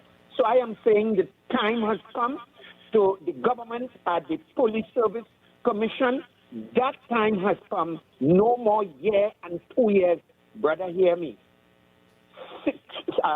3 months and then 6 months. And if that you didn't deliver, you with buy out your leave, we get another commissioner. I would like to hear your take on that. But you see, we're dealing with a different time, and we need to send the message to the top brass in the police service. This is what we're going to do. Tabak it out and off. Snipes, Andy, and Lennox, I would like to hear your 2 cents on this issue. I thank you. Well, performance and target, it appears to be focused there within a constrained time. But let's go to the line. We want to get as much participation as possible in this discussion, because as I've said, I have gone beyond all of government approach. I think that is more politically savvy. I think it's an all of society approach. Good morning. Good morning. Good morning.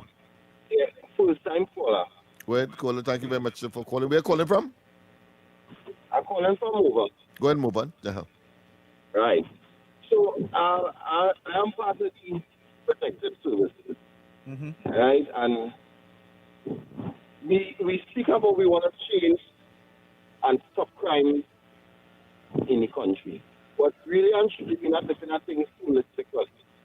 And when I speak about holistically, I am speaking about the judiciary system. Yeah. So for crime to stop or slow down, we must fix the judiciary system. And I'll say that because too much time you have to put your court, and court postpone, and it goes on and on. And one more thing, there is no fear for the criminals. There is no law or punishment put in place for criminals right now. And why I say that is, if a criminal goes into somebody's house and thieves, and they know that the penalty is a hand cut off, you know, it will bring fear into them. You get hold with a weapon, you get 15 years one time. But that could only happen if the judiciary system is fixed. Right? Only have a blessing. Thank you very much. You know, you could feel the desperation in that presentation, as we have seen in many others. But let's go to the lines. We're looking for solutions. Good morning. Hi, good morning. Good morning, gentlemen. Good morning. I'm going to leave through again. Yes. You know, guys, I don't know. We are a population of 1.4 million. And yet you're going to tell me, when I look in the outer world of hundreds of millions, and when any crime is committed, they find the perpetrators. Is it a case where we can't do it, or we don't want to do it? Why is we supposed to have intelligent people? We have criminologists, we have analysts, everybody that's just come and talk a certain negative after the government make a decision. Nobody coming with solutions. Why we cannot find solutions here to deal with this crime situation? You know why? Simply because there are no consequences. Yesterday I heard they held 11 people with this SOE thing, including a policeman, right? What they're going to do? They're going to hold them until the state of emergency finishes, and then they're going to let them go? Then we have to get real dread in this country. The reason why everybody doing things and getting away because they know they can do what they want, when they want, how they want. They will lock them up, feed them, and have them comfortable for a month or two, and then they tail back on the road to commit the crime, right? We need to get dread in this place. We need to get police like in the days when we had Randolph Boris. Or you know who the criminals are. It's time to break down door, break down fence, do what all you have to do to get them. And when they see all this serious, they will have respect for the law. You understand? This is a softness and talk, and as if there is no solution to this problem. There is a solution. The solution, and I heard the Minister of Justice saying that they're going to revive certain things in the judiciary. Do that. When you hold them Monday, by the next week they should be in court, and by the next week they should be in jail. Because all of them who committing the crime, they don't want to be in jail, you know. That's not, we never ban a helpless, illiterate people. We have judges, we have magistrates, we have everybody, we have police. Why it is this kind of situation cannot be under control? You know why? Because they're not seen on the television. We hold John Monday, he going to jail for 20 years. We hold this one, we hanging them. That is the problem. No consequences. And let me go on before I go. Look at Floyd, when he killed the man, then they killed Floyd in New York. A year after the case was called, and the police in jail for life. You hear anybody here ever charge? You hear anybody here ever get locked up? They're holding them, they're getting them bail, and then next week they back out, and not one from them government ministers back down making a jail. Hey, we have to get serious in this place, yeah? And we have to get dread, yeah? Blessings, gentlemen, you're doing a good program, yeah? We have to get real serious in this place now. Blessings. Thank you very much for that contribution. We have another call because what we are getting, Snipes, is a level of desperation and intolerance. You think the observation that there's no consequence and the observation that the detection rate is low is desperate? Because of the solutions that are being preferred. Take them now, shoot them down, etc., etc. That is what I. You mean that old policing style? Yeah, that has produced, in spite of that, in the past, because that is history. Mm-hmm. But listen, we're still grappling with the same problem today. Mm-hmm. So therefore, one can say that didn't work either. One can say that the 9 persons that were hanged, suspending, of course, all of Trinidad and Tobago's commitment to international conventions was suspended when Ramesh Lawrence Moraj was Attorney General. But today we must also check how long it took for us to have a drug kingpin after that situation took place. No, but the reality is that we are grappling with the same problem. So if that was a solution, and it was the panacea, it wasn't continued, Lennox. Okay, right. So therefore, it doesn't take away the fact that we have the same problem today, even if it wasn't continued. So we have to find out why it didn't continue, one, and the dysfunctionality, if at all, of the various institutions that were supposed to keep that in place. If we have a call, we'll take the call. We had 4 calls that. Oh gosh, no. We cannot take up the discussion. I want to get the solutions from the callers. Pleasant good morning. Welcome to the Ground Report. Good morning to the Ground Report. I've noticed I ain't hearing Andy, but I'm hearing you. Andy's right here. He's right here in the background. Yeah, he's right here. Just doing something that none of us saying certain things, and the last lady she talked well, but I go add in a little bit. Yeah. Because I want to say something here. Around the world right now, murders happening. Take, for instance, Trump. Take, for instance, Iran. Take, for instance, Russia. These ideologies of the human being, it's floating in the minds of men. And man should live by example. And if the examples is not being led by the top, we have a problem. The lady talked very nice today, and I will all say the same thing she said. If by chance, I could say get the guns out of the hands of the citizens, which is not so easy because, plenty of people having their gun for certain revolutionary matters or whatever situation or what they're going through, or however they're passing their evil onto people. But to get the guns out of the hands of people, added to what the lady said there, I wouldn't go through all what she said because all what she said is very, very, very good. But to get the guns out of the hands of the people, that is one of the necessary facts that is happening by some finance, amnesty, or whatever.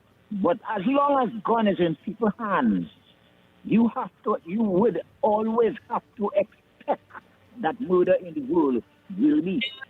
So I don't want to carry more because the lady say a lot, but that last piece I now say is an important part that tell me how to do that. If we don't have some sort of way to do that, to get the guns out of people, because the ignorance is in the minds of men. So all of that is like a The solution is to get the guns out of the hands of men, and according to the Bible, put the guns into plowshed. I don't know how we're doing that. If the scripture says so and we're not doing it, and we're looking for crime to do, we in a problem. So what you can Is this president? Yes, brother. Elijah? It's very nice to hear your voice, my friend. Yeah, that's right. But here, what does go on? They be taking so much of the WhatsApp note that and you can't get in. And I like to talk. I like to talk, debate everything. Okay, but we will Oh God, but you can't talk more than the pit bull too. Okola, you can't talk more than the pit bull too, Paula. But your contribution was great. Snipes' contribution was great. Right? At the end of the day, even if it is you have to get the guns, it still boils down. You could get how much guns, how much you want. So long as we don't have detection, so long as these brothers and them that killing people don't get whole, and they know they're not getting whole, day by day, every day, they're getting more and more emboldened, till they will get brave enough to start to take down politicians. We need to nip this in the bud. This thing very serious. All right, we have another call. We have some voice because notes. I'm formulating a particular perspective that I don't want to in any way infringe the callers and to render them second place in this process, because it is an all of society approach in my view, and therefore all will have to make their contribution one. And the institutions that are supposed to be functioning to treat with this directly must also be dealt with to make sure that the efficiency that is required comes to the fore. But I want to address it in that particular. We have a call? Let's take two voice notes. All right, let's take 2 voice notes. Good morning to the panel. Good morning. Voice note. I just want to say that it's about time, because we see it time and time again, government after government, where the politicians, they give their friends and their family a big piece of the pie, the blood, sweat, and tears of the taxpayers, right? And when the mark boss, we use the mark because we're talking about mark. When the mark boss, nobody is prosecuted, right? They put inquiry, launch inquiry, and spend millions behind that. A good example is the Petrotrin inquiry, right? Dana Sitahal inquiry, and nothing really comes out of it. All you do is make the high people in the pyramid richer, right? It's about time we catch these people and prosecute them. The only thing we could prosecute them is the brunt of the law, but we see time and time again the law to spare them just get away, them exempted. But then a big question is, Paula, a big question is still, all right, like for instance, you mentioned Dana Sitahal. Who killed Dana Sitahal? We have another. No, let him go ahead. All right, okay, go ahead, Andy. Go ahead. Yeah. You mentioned Dana Sitahal. We can mention many other murders, many other murders. And the big question is, who killed them? Did anybody got thing for their murder and all them things? We need to know. We really need to know. And so long as they ain't catching people, it will continue going on. Again, detection is the problem. All right. Yes, he's very. I totally agree with Andy on this. We have a detection rate problem in this country. That is a given. That's a given. Something is wrong with the training of our detectives. That's a given. Something is definitely wrong. And on the other hand, when persons are detected, we find that they escape the wrath of the justice system as well. So, but I want to start so we have an issue with consequence here. No, it's an issue of institutions. That's the point. That's where I'm going. But it started with Mr. Tabakit when he talked about the solution with respect to the commissioner of police. Yeah. And that the commissioner of police should be given his task, his portfolio must be task oriented, it must be time specific, and it must be evaluated based on the task that is supposed to be accomplished within a particular time in order for his validity to be recognized and the basis for which he must continue in office. I like that, because you see, the same has to be applied to all of the other institutions, not just the police. The judiciary must be able as well to exercise expeditious justice. When there is even though we have a 5% detection, but those who are detected must not remain in the system 10 and 15 years before they meet justice. The ground seems to believe that it falls on the head of the police commissioner, and that is not true. When the police do their job and they bring someone to the forefront, we have lawyers and we have a system that is set up to make sure that we follow through on what has to be done. No, I'll come into that. Yeah. I'll come into that. That has not, not escaped me. The police commissioner in this country, in this Trinidad and Tobago, has been getting licks since the beginning of time over his back. When the issue really is with our judicial system. No, well, I'm saying that it's all the systems. That's the point I'm making. So I've started with the police. I talked about the judicial system itself because of the delay and so on. The prison system in terms of rehabilitation, in terms of even the church involvement, the family involvement, Has the rehabilitation the schools system involvement. in the prison ever existed? That's the point I'm making. Ever exist in this country? It appears that what we are talking about is dysfunctional institutions, what the sociologists call of institution of social intervention, social change, those that are responsible for the individual, to nurture the individual and to make the person the right, proper, and law-abiding citizens that he ought to be. The institution, the family has a role to play, the church has a role to play, the schools have a role to play, the judiciary or magistracy or what you want to call that system has a role to play. The government as an institution has a role to play. So if you have a breakdown in any one or all of them, as it appears to be, then chaos and mayhem will subsume, or should I say, consume all of us. And that is where I think we are. We have to focus. Yeah, that's what I'm saying. So we have to focus on getting these institutions, because the laws are there.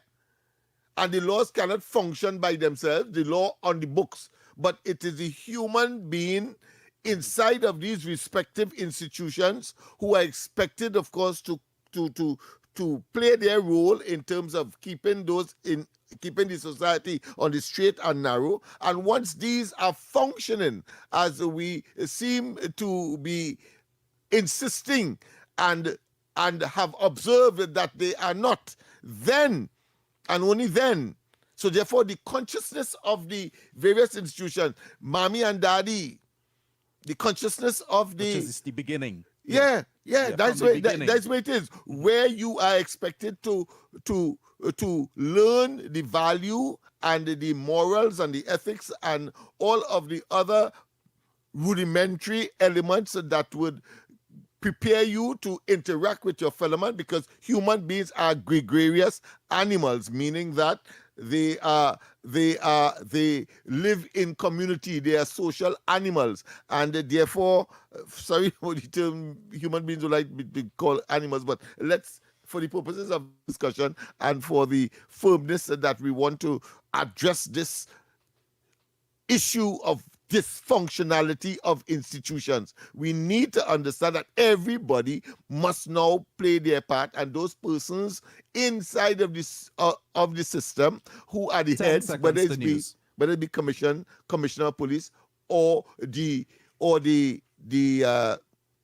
chief judge, whether it be the Prime Minister, everybody have to pay. But let's go for the news, and when we come back more. I'm Carrie Roberts, making the news at this time.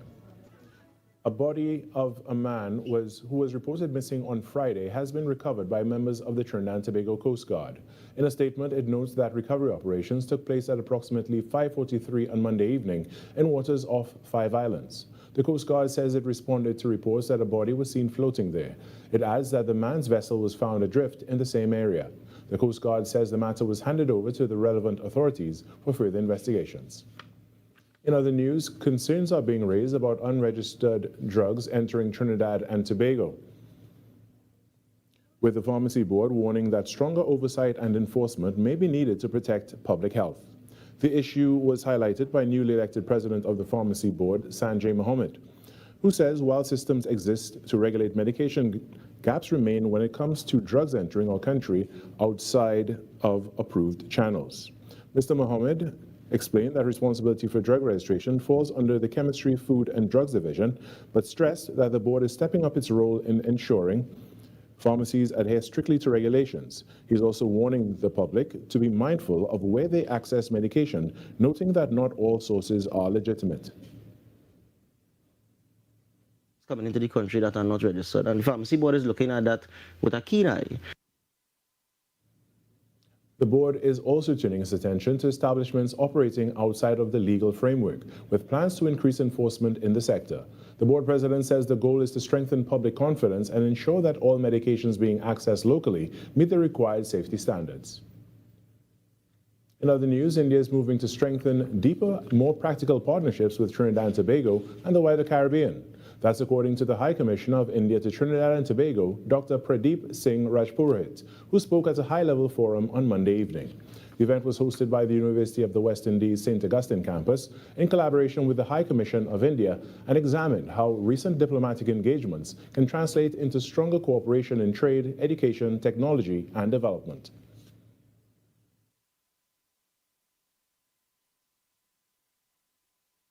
Purpose of this discussion is that what are the key areas of collaboration? And yes, there is some kind of discussion going on, but what we can do further. Examples, digital transformation. We have signed agreement for launching the UPI, the digital payment platform. And I'm confident that this is coming up in near future in Trinidad and Tobago. He said open academic discussions can help generate fresh ideas beyond traditional government channels. The High Commissioner added that governments and embassies alone cannot drive progress. This is where we seek fresh ideas, new themes, new thinking on how we can bring together, how youngsters in Trinidad and Tobago can benefit out of India's vibrant startup ecosystem.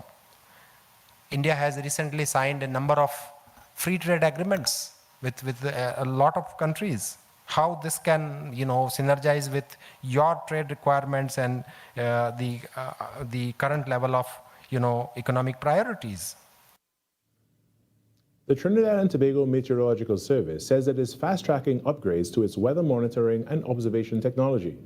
Acting Director Shakir Beg provided the update on Monday as the agency marked World Meteorological Day 2026, underscoring the vital importance of reliable weather observations in delivering accurate forecasts and timely early warnings to the public. Every observation that we make, whether from the surface observations or from what you would have seen with respect to the release of the weather balloon, it observes the upper atmosphere, whether it's from the weather radars, the satellite, they all represent a vital piece of the puzzle in understanding our dynamic atmosphere. To strengthen that capability, Mr. Beg said the Met Service is upgrading its infrastructure and investing in more advanced technology to better monitor increasingly unpredictable weather patterns. We are actively pursuing, with full support of our Parliamentary Secretary and our ministers and indeed the Government of the Republic of Trinidad and Tobago, the installation of an X-band weather radar system to enhance our ability to observe high-resolution, short-range monitoring, particularly in intense rainfall events. In some sport now, PowerGen is the Trinidad and Tobago Cricket Board's 30-over champions after a commanding 59-run victory over Victoria United at the Brian Lara Cricket Academy on Sunday. Winning the toss and choosing to field first, a decision that Victoria United would come to regret, Jeremy Solozano anchored the PowerGen innings with a brilliant 75 runs off just 63 deliveries, striking 4 fours and 3 sixes, as PowerGen posted 224 for 9 in their 30 overs. Bowling for Victoria, Chadion Raymond took 3 for 43. In reply, Victoria United were never in the hunt. Uthman Mohammed was the pick of the bowlers with 4 for 36 off 5 overs, including a maiden, as Victoria were bowled out for 165 in under 28 overs. Eton Bal was their top scorer with 40. Victoria's Chadion Raymond took the Best Fielder award, and PowerGen's Jeremy Solozano was named Man of the Match. At the presentation, TTCB President Azim Basarath handed runners-up Victoria United their trophy and a check for $25,000 before presenting PowerGen with the championship trophy and $45,000. And that was your TTT News Update. I'm Carrie Roberts. From the entire team here to yours, have a great day. Your news, anytime, anywhere. TTT News brings you the facts that matter most. On air and online. More ways to stay informed. TTT News covers the stories that matter. Join us nightly at 7. TTT News. Committed, accurate, relevant. Tune in to the Holy Trinity Cathedral program on Talk City 91.1 FM every Wednesday at 9 p.m. Mark your calendar. It's a great way to stay connected with the spiritual reflections, uplifting messages, and community updates right here with us on Talk City 91.1 FM. Wake up to the issues that matter most on The Ground Report. Join Andy Williams and Lennox Smith every morning from 6 to 9 a.m. for real talk, real analysis, and real perspectives on the stories shaping our nation. News, current affairs, and voices from the ground, unfiltered and unapologetic. That's The Ground Report. Weekday mornings on Talk City 91.1, where the conversation begins.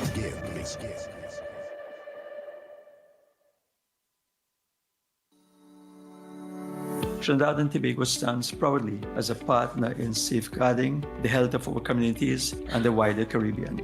Minister of Health Dr. The Honorable Lakram Bodo, as he addressed the opening ceremony for a major regional outbreak response training under the Global Outbreak Alert and Response Network hosted in Trinidad and Tobago. The 5-day program brings together local and international public health experts to strengthen the Caribbean's ability to detect and respond to health threats. Minister Bodo described the initiative as a significant milestone for the region.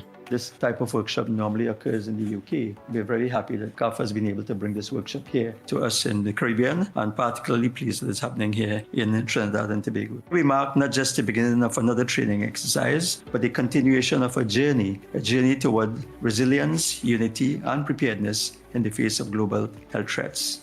A key outcome of the initiative is the development of a deployable regional outbreak response workforce capable of responding rapidly and effectively to public health emergencies across the Caribbean. Participants from 7 countries are engaged in a simulated outbreak scenario of unknown origin, designed to mirror the pressures of unpredictability of real-world situations. Minister Bodo signaled a shift towards more action-oriented preparedness. Preparedness must move beyond the planning into practical testing, and this initiative demonstrates our collective resolve. By integrating prevention, preparedness, and response into our national resilience planning, we ensure that our strategies are not only comprehensive and inclusive, but also sustainable, safeguarding public health today while securing the well-being of generations to come. Minister of Health, Dr. The Honorable Lakram Bodo. By strengthening systems, investing in people, and deepening partnerships, the government of the Republic of Trinidad and Tobago is helping to build a safer, more prepared Caribbean, one equipped not only to respond to emerging threats, but to safeguard the health and well-being of future generations. This was a production of the Information Division, Office of the Prime Minister. This is Destra, and you're listening to The Ground Report on Talk City. Keep it locked! That is what we're talking about. That is what we're talking about. We are back. We are back. We are back. Time check. Yeah, it's approximately 10 minutes. Yeah, it's approximately 10 minutes past the hour, past 8 o'clock. And very interesting, very interesting.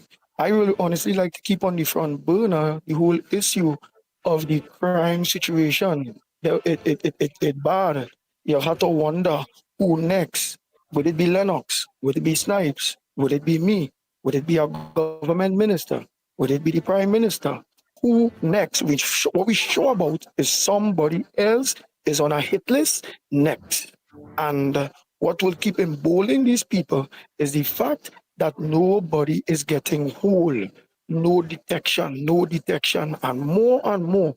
We're not having detection for these murders and them.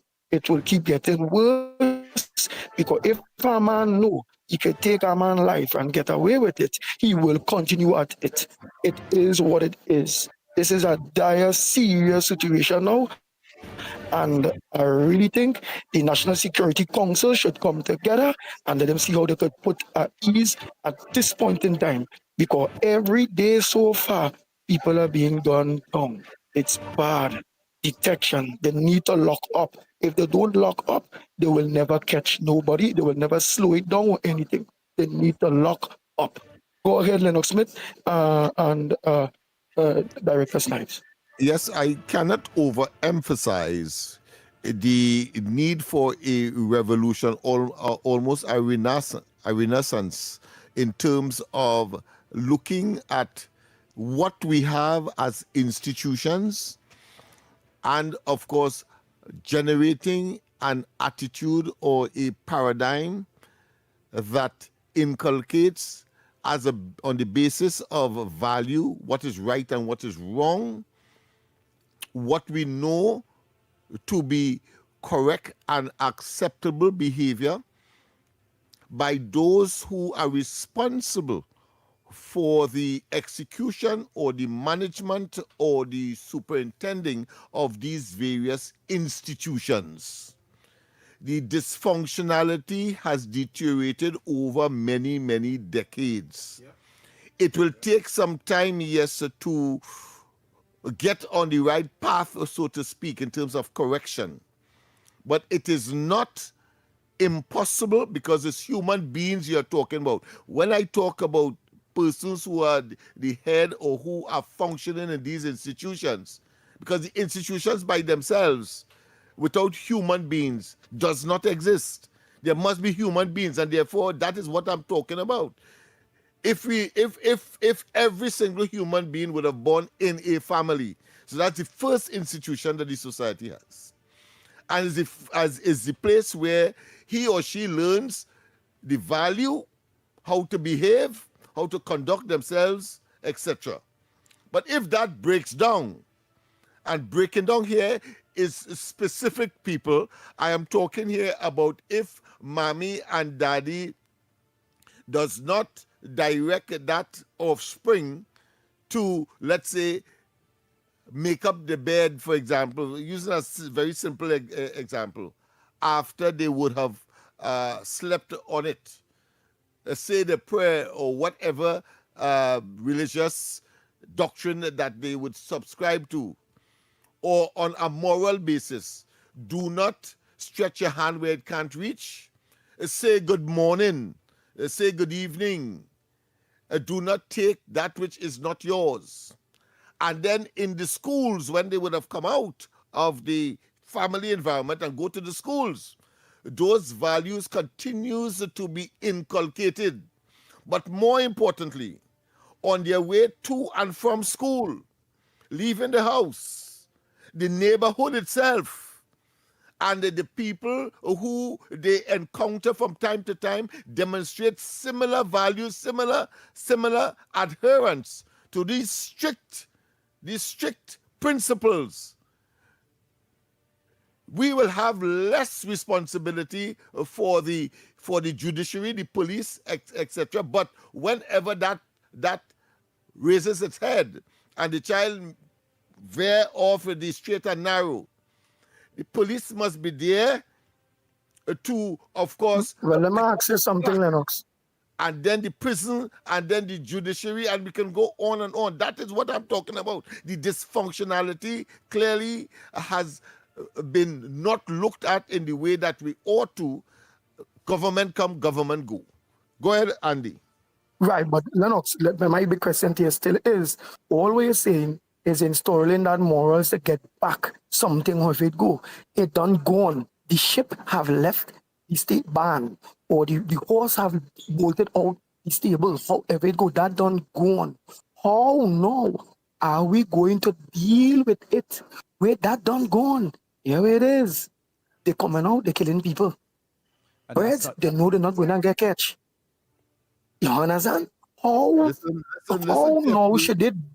Yeah. Go ahead. Listen carefully. How?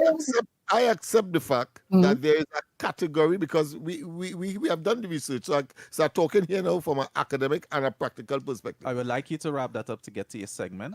Yes. Quickly, we have categories of persons at different levels of, let's say, deterioration. But it does not take away, first and foremost, the fact that it's human beings in these institutions, control these institutions, that they themselves first must make the change. But if there are those who have gone on beyond and is the subject of concern for the society now, then there are other mechanisms to treat with that. But first and foremost, you must deal with a revolution within these institutions by those who are in charge of these institutions. That's the first thing. That is the most palpable thing. And then you deal, of course, with those who are not prepared to conform. Then, of course, there is a place for them. We know that, the prison. But those who can be reformed, then they will have to conform, because the institutions have insisted that they must conform to the principles for which the institutions was created within the context of functionality within the society for a better place. All right, let's go. Of course, we have reached the stage. Sorry about that, people. We'll definitely continue the conversations after the segment. After the word of the word challenge for today. You can call in. Let me just give you the numbers again. The numbers to call, of course, is 622-4911. 622-4911. Very, very, very sensitive, should I say, issues that are being discussed today, and it has to be ventilated. 622-4911. 622-4911. Remember, only these numbers you can get today. And 394-4911. 394-4911.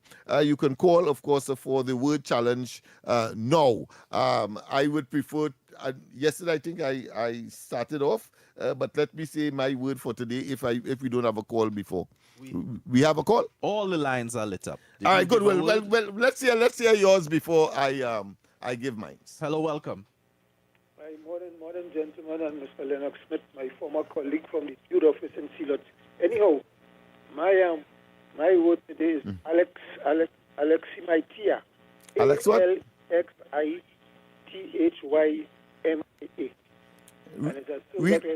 Alexithymia. Alexia? Maitia. Huh? No, repeat it for me. I didn't get it clearly.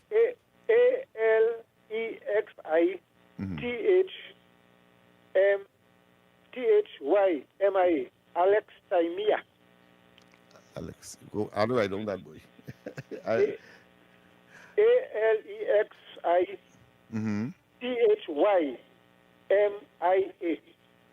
All right. I must say that one is a mystery to me now.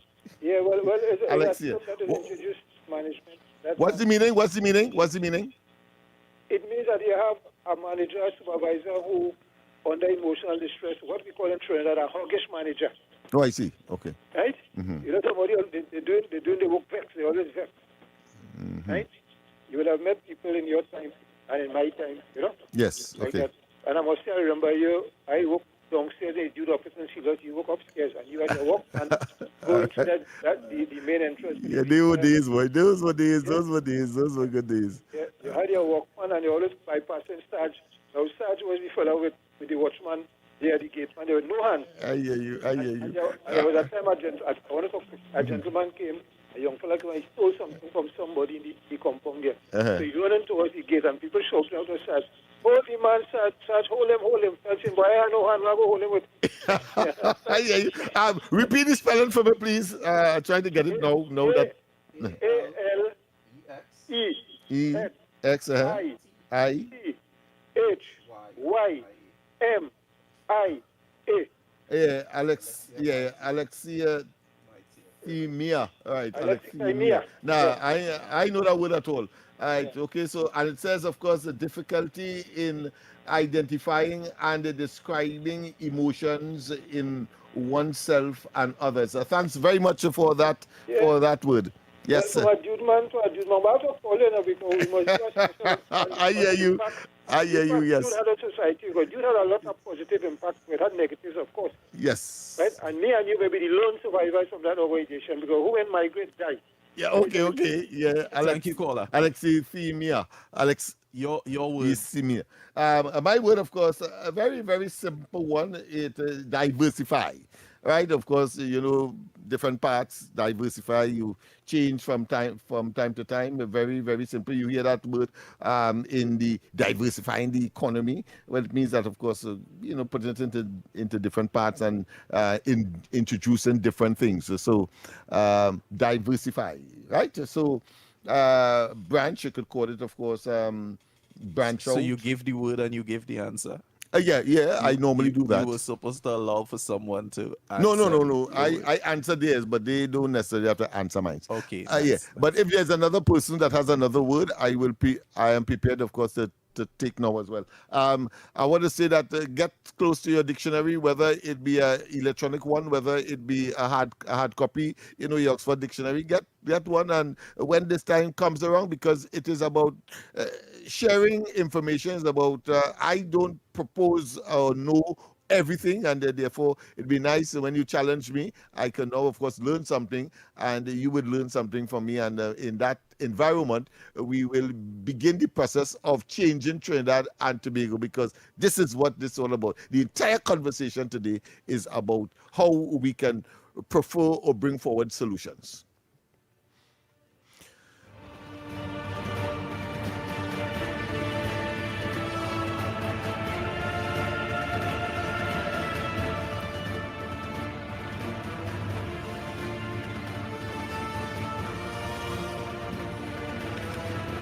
President, morning. Welcome. We lost that one. Let's go to a voice note and see what is in store for us among the voices. Mikey Lennox and the Snipes. Well, this is just my opinion, and to the listening public. No, this is my opinion concerning what can we do and solve some of these crime things that is taking place, right? No, we don't know what's happening in somebody's house. We don't know what happened in somebody's area because you're not there on time, right?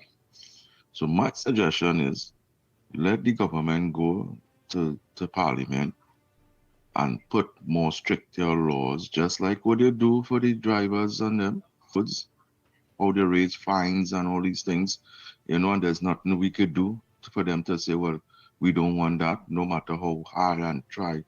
Well, do the same thing. You get catch with ammunition, 10 years automatically. You ain't have no time for no parole and all them kind of thing, right? Nothing like that. You get catch with a gun and ammunition, that is 20 years. Nothing to do with no thing. After 20 years, then you go get your parole. And if you murder, well, it's 25 to life. And it's simple. You understand? Within the lifetime, you could get hung.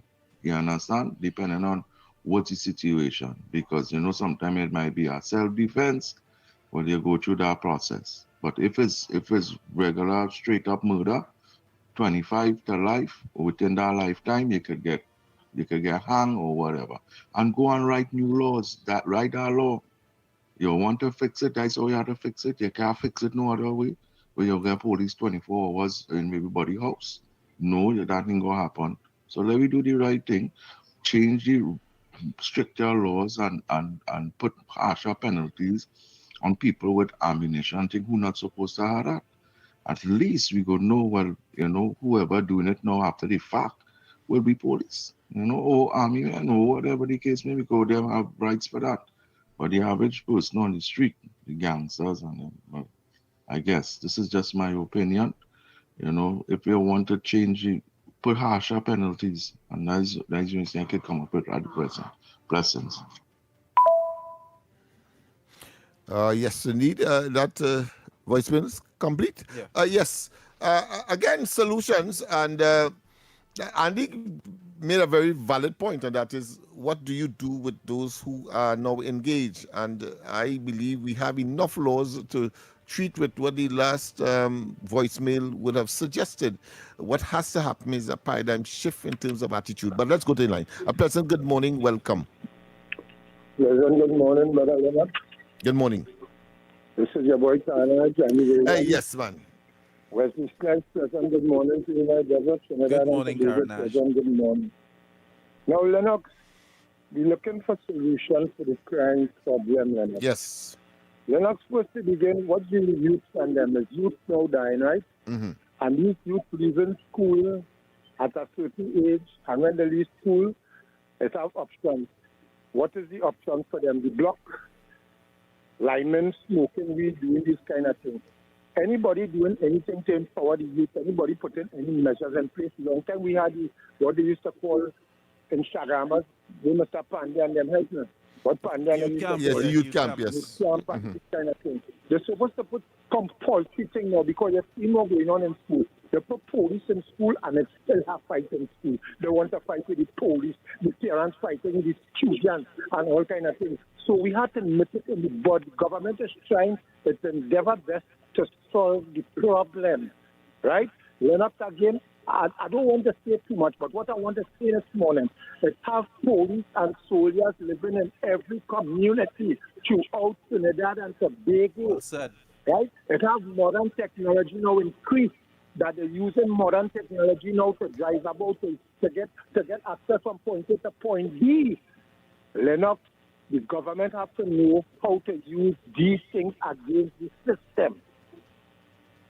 I wonder if you understand what I'm saying, brother. Yeah, very, very. I mean, you're talking to the converted man. Go ahead. Right, Lennox, I want to say another thing I'm doing this morning, right? Look, Lennox, right now, we have war in the Middle East, right? People who live in the Western Hemisphere, if they was producing oil, and the economy would have been building and coming up high, because what is the price for a barrel of oil right now, Lennox? 100 and something, boy, and counting, 20 something how much and counting. barrel of oil Trinidad and Tobago is producing right now, Lennox? About 20,000 thereabout.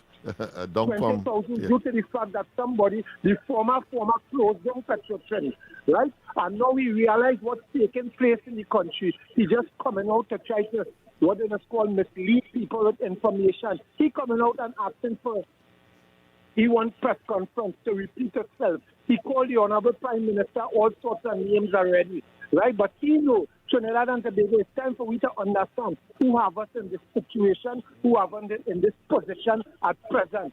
He closed down Petrochen, and right now Trinidad economy is supposed to be making a lot of money, right or wrong?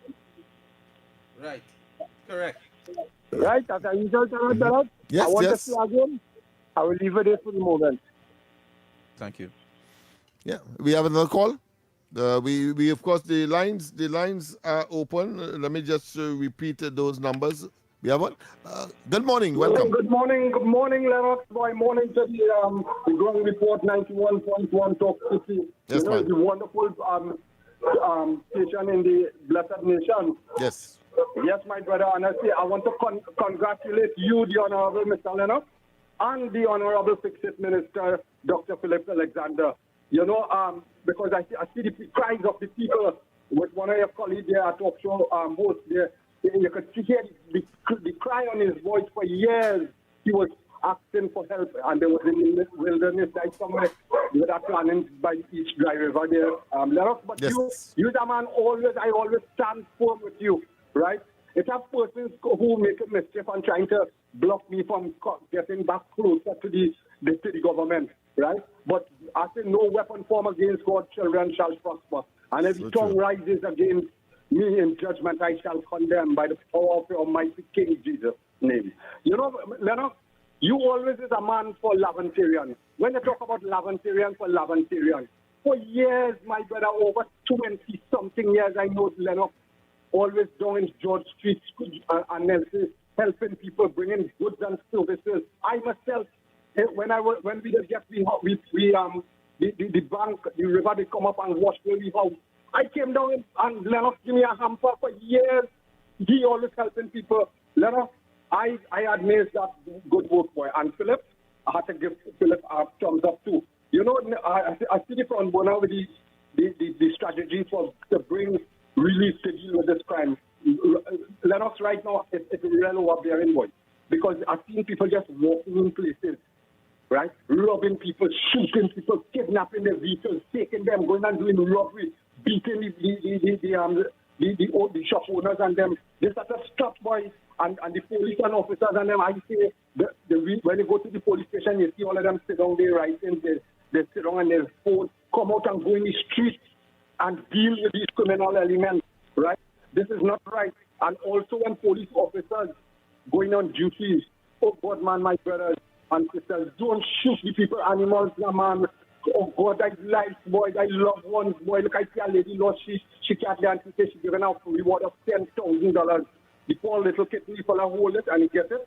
Well, I hope the lady gets it. Also, I want to say good morning to the Mr. Punisher, the commissioner, because I see that police officers now apprehending and locking up police officers for wrongdoing. Lennox, God bless you, boy, and you know, stay strong again. Thank you for this time off.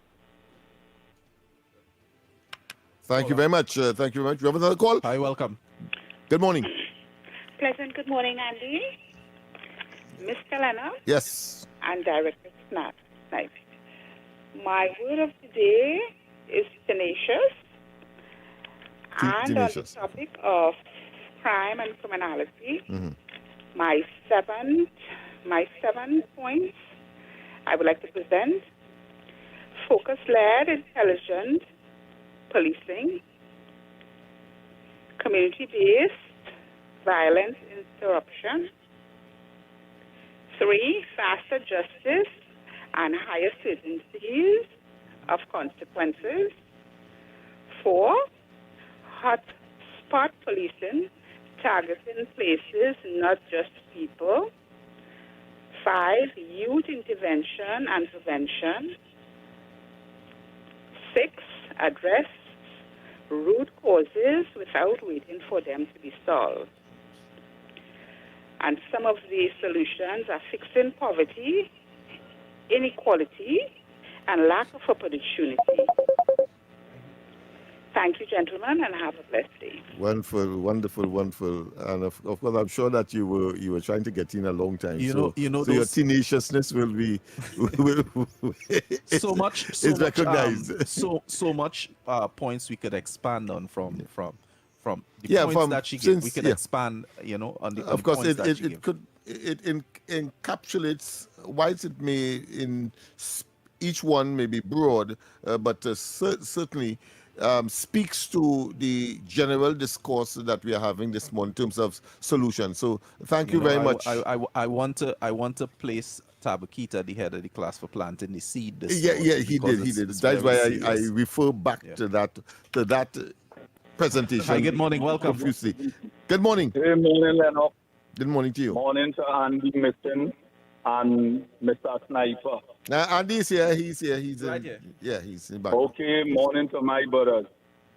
Lennox, I mean to say, let me face reality. You remember in your time, my time, we didn't have no, where they call this place in the arcade long time, these game machine and that. Yeah. And then they increased from the game machine with the chopping, the shooting, and the thing. Children used to leave school. Sometimes they didn't go to school and they in the arcade there on Frederick Street playing them machine and them. You know right now, we breeding criminals through the internet and the TV. So when we're talking about crime, it will get worse. This is Malcolm X. You know why it will get worse? I had to stop my grandson and take off the TV 1 o'clock. This man, boy, shoot the man, boy, look, the man coming from behind the thing. These people playing these games, and all parents in Trinidad and Tobago, all you tell me if I lying. Most of the things now on them game things, it ain't flying kite, it ain't spinning top, it's only shooting, chopping, and killing. So these children from an early age, them praying to get a gun to see how straight they is, and they don't care who is their partner, their brother, their sister they're going up with. Let me look at that and see, because the people who making them thing, Lennox, Snipe, and the Gong report, the people who making them thing in China and Japan, they're not showing it in them country. That is where licking we up here, and the youths and spoiling them. Only have a good day. You know, Lennox, there's another side to that, because growing up, my toys were guns. That's the very thought I had in my mind when I see a gun, I would want to be a police officer or a military personnel, you know. So I don't think it's so much of the games and the toys, because I think it's the training from in the home. And to go closer to the caller's position with respect to the technology, the abstract technology, if you want to call it, or the digital technology, digital, is the fact that we grew up on Gunsmoke and Bonanza and all of that.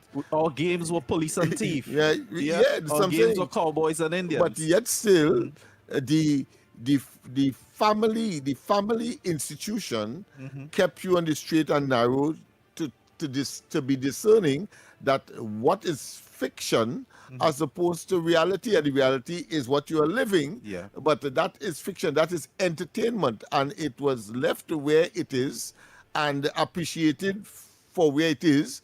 You don't go and practice it, even though there would have been elements that would have gone off the straight and narrow, but that would have been, of course, not as regular and not as prolific and not as consistent as it is today. I don't know. It's maybe because these things always existed. Live by example. And maybe the population grew. That are set for them. So that I take your point, my friend, but I want to say that we grew up on violent coming into our homes via the television, the tube, and so on. But we were never influenced to gravitate to conduct ourselves in the society in the way that we are seeing it, too regular, too liberal, too common, not to be concerned, and that is why we are concerned today. We of course can take another call. We have a call there, or we have to go for a break, whichever. We have to go for the break. All right, we go for the break, and when we come back more, it's getting hot in here because we're looking for solutions, people, and we will, I'm sure, give to the decision makers, those who will have to implement ideas so as to conform and respond to what is unfolding in the society today. When we come back, more. Your stories, your communities, your country. TTT News is everywhere, on the ground, across Trinidad and Tobago, and on every smart device. TTT News, nightly at 7. TTT News, committed, accurate, relevant.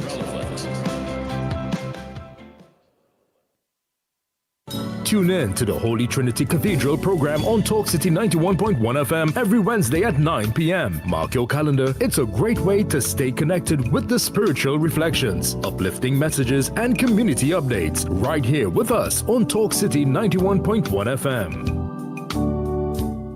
This is Destra, and you're listening to the Ground Report on Talk City. Keep it locked.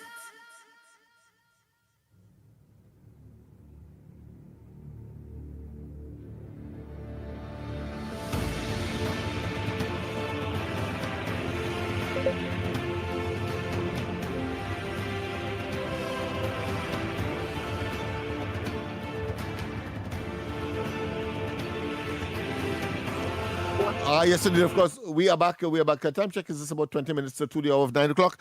We take this call. Good morning. Good morning to the Magnificent Street. Right. Mr. Lennox? Yes. Let me tell you something. And the law is supposed to be made in such a way to deter people from committing crime? Yes. That's Okay, reason Mr. for it. Lennox. Yeah. So let me tell you something. Why do people commit crime so readily then? Mr. Lennox? Asking that question. Well, people. Well, I think Andy mentioned it. I think several callers mentioned it, and that is to say, the possibility that they will not be detected. They will not pay the consequence.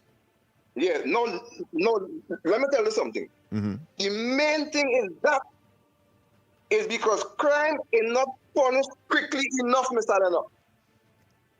But you're saying the same thing that I've said, but in a different way. No problem. Go ahead.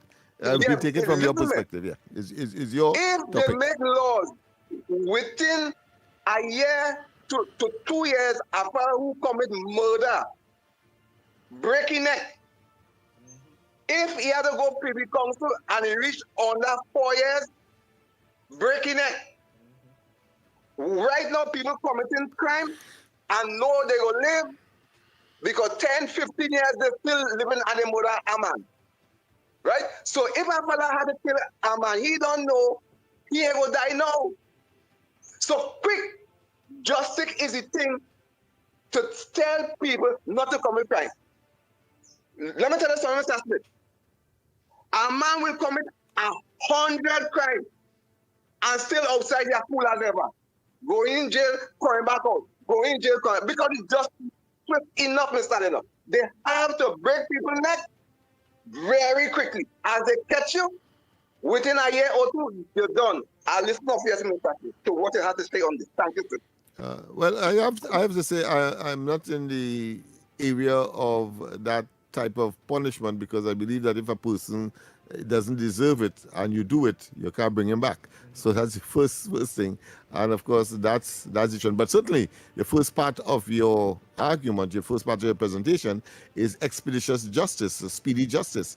That is something that we must work upon, and that is why I cannot overemphasize the role of the people inside of these various institutions that are supposed to execute their duty to make sure that the society functions equitably, it functions peacefully, it functions industriously, and of course that we are able to produce and become the kind of citizens that all of us would like to be in peace and prosperity. Let's go for some voice notes. Yes. Yes, guys. You know, we had to keep it real, you know. We had to keep it real. And Lennox, what you were saying is true. Because I am looking at Joshua and I am seeing how you as a father is training him. I don't know about the other children, but of course all the other children, and they will do well.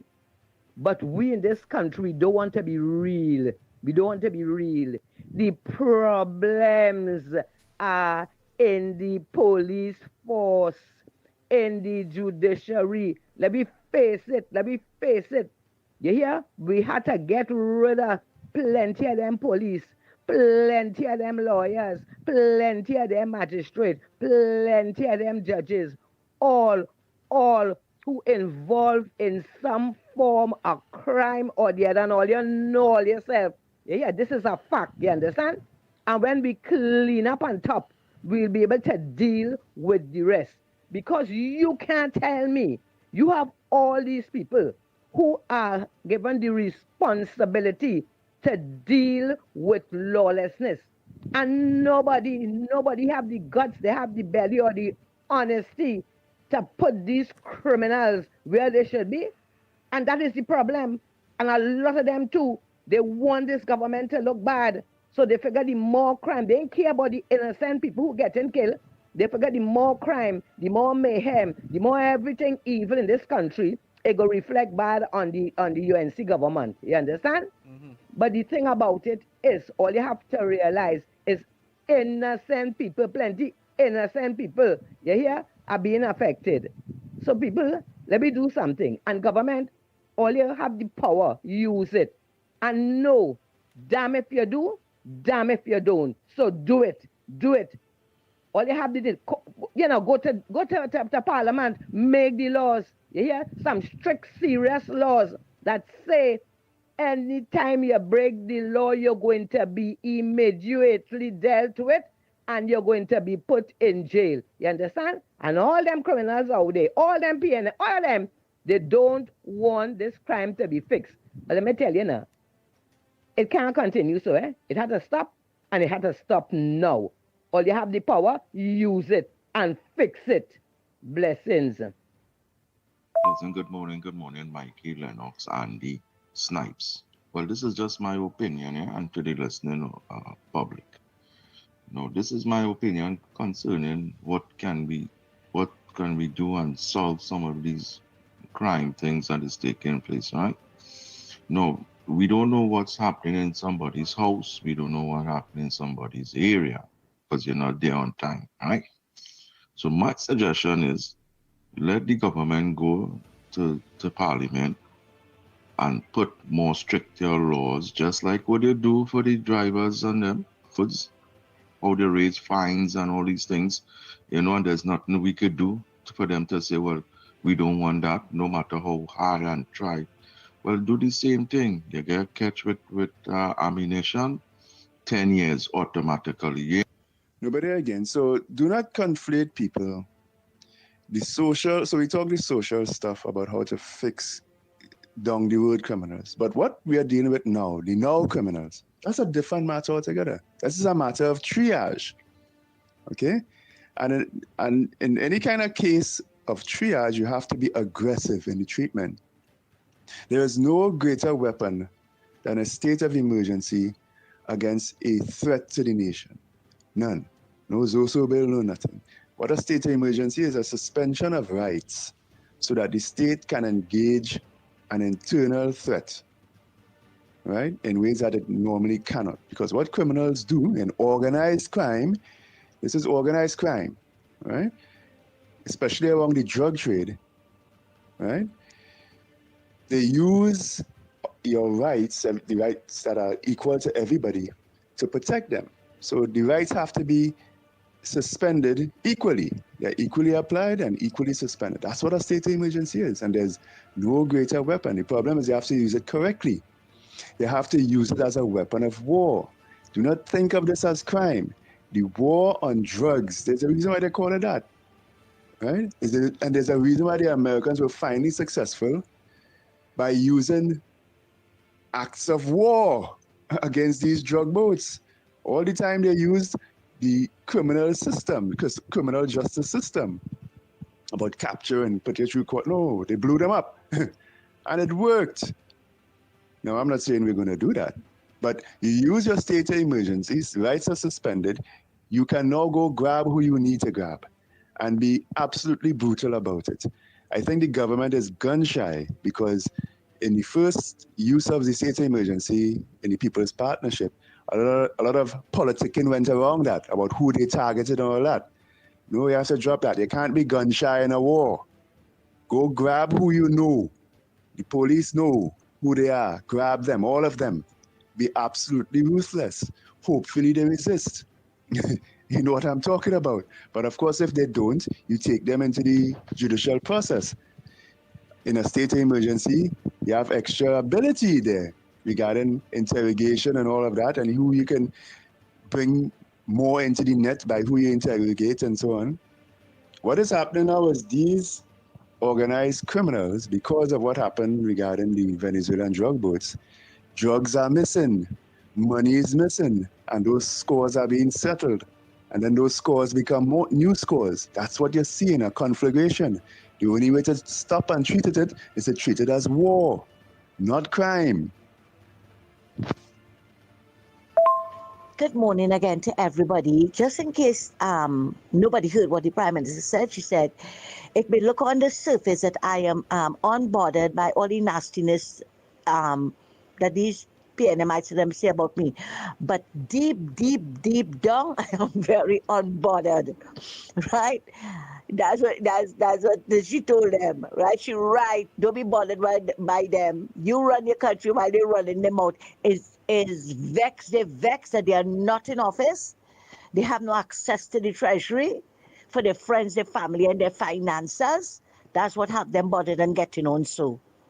But Keith Rowley, Lennox, I don't know if you remember the story of Rumpelstiltskin, right? You remember we stomped himself to death?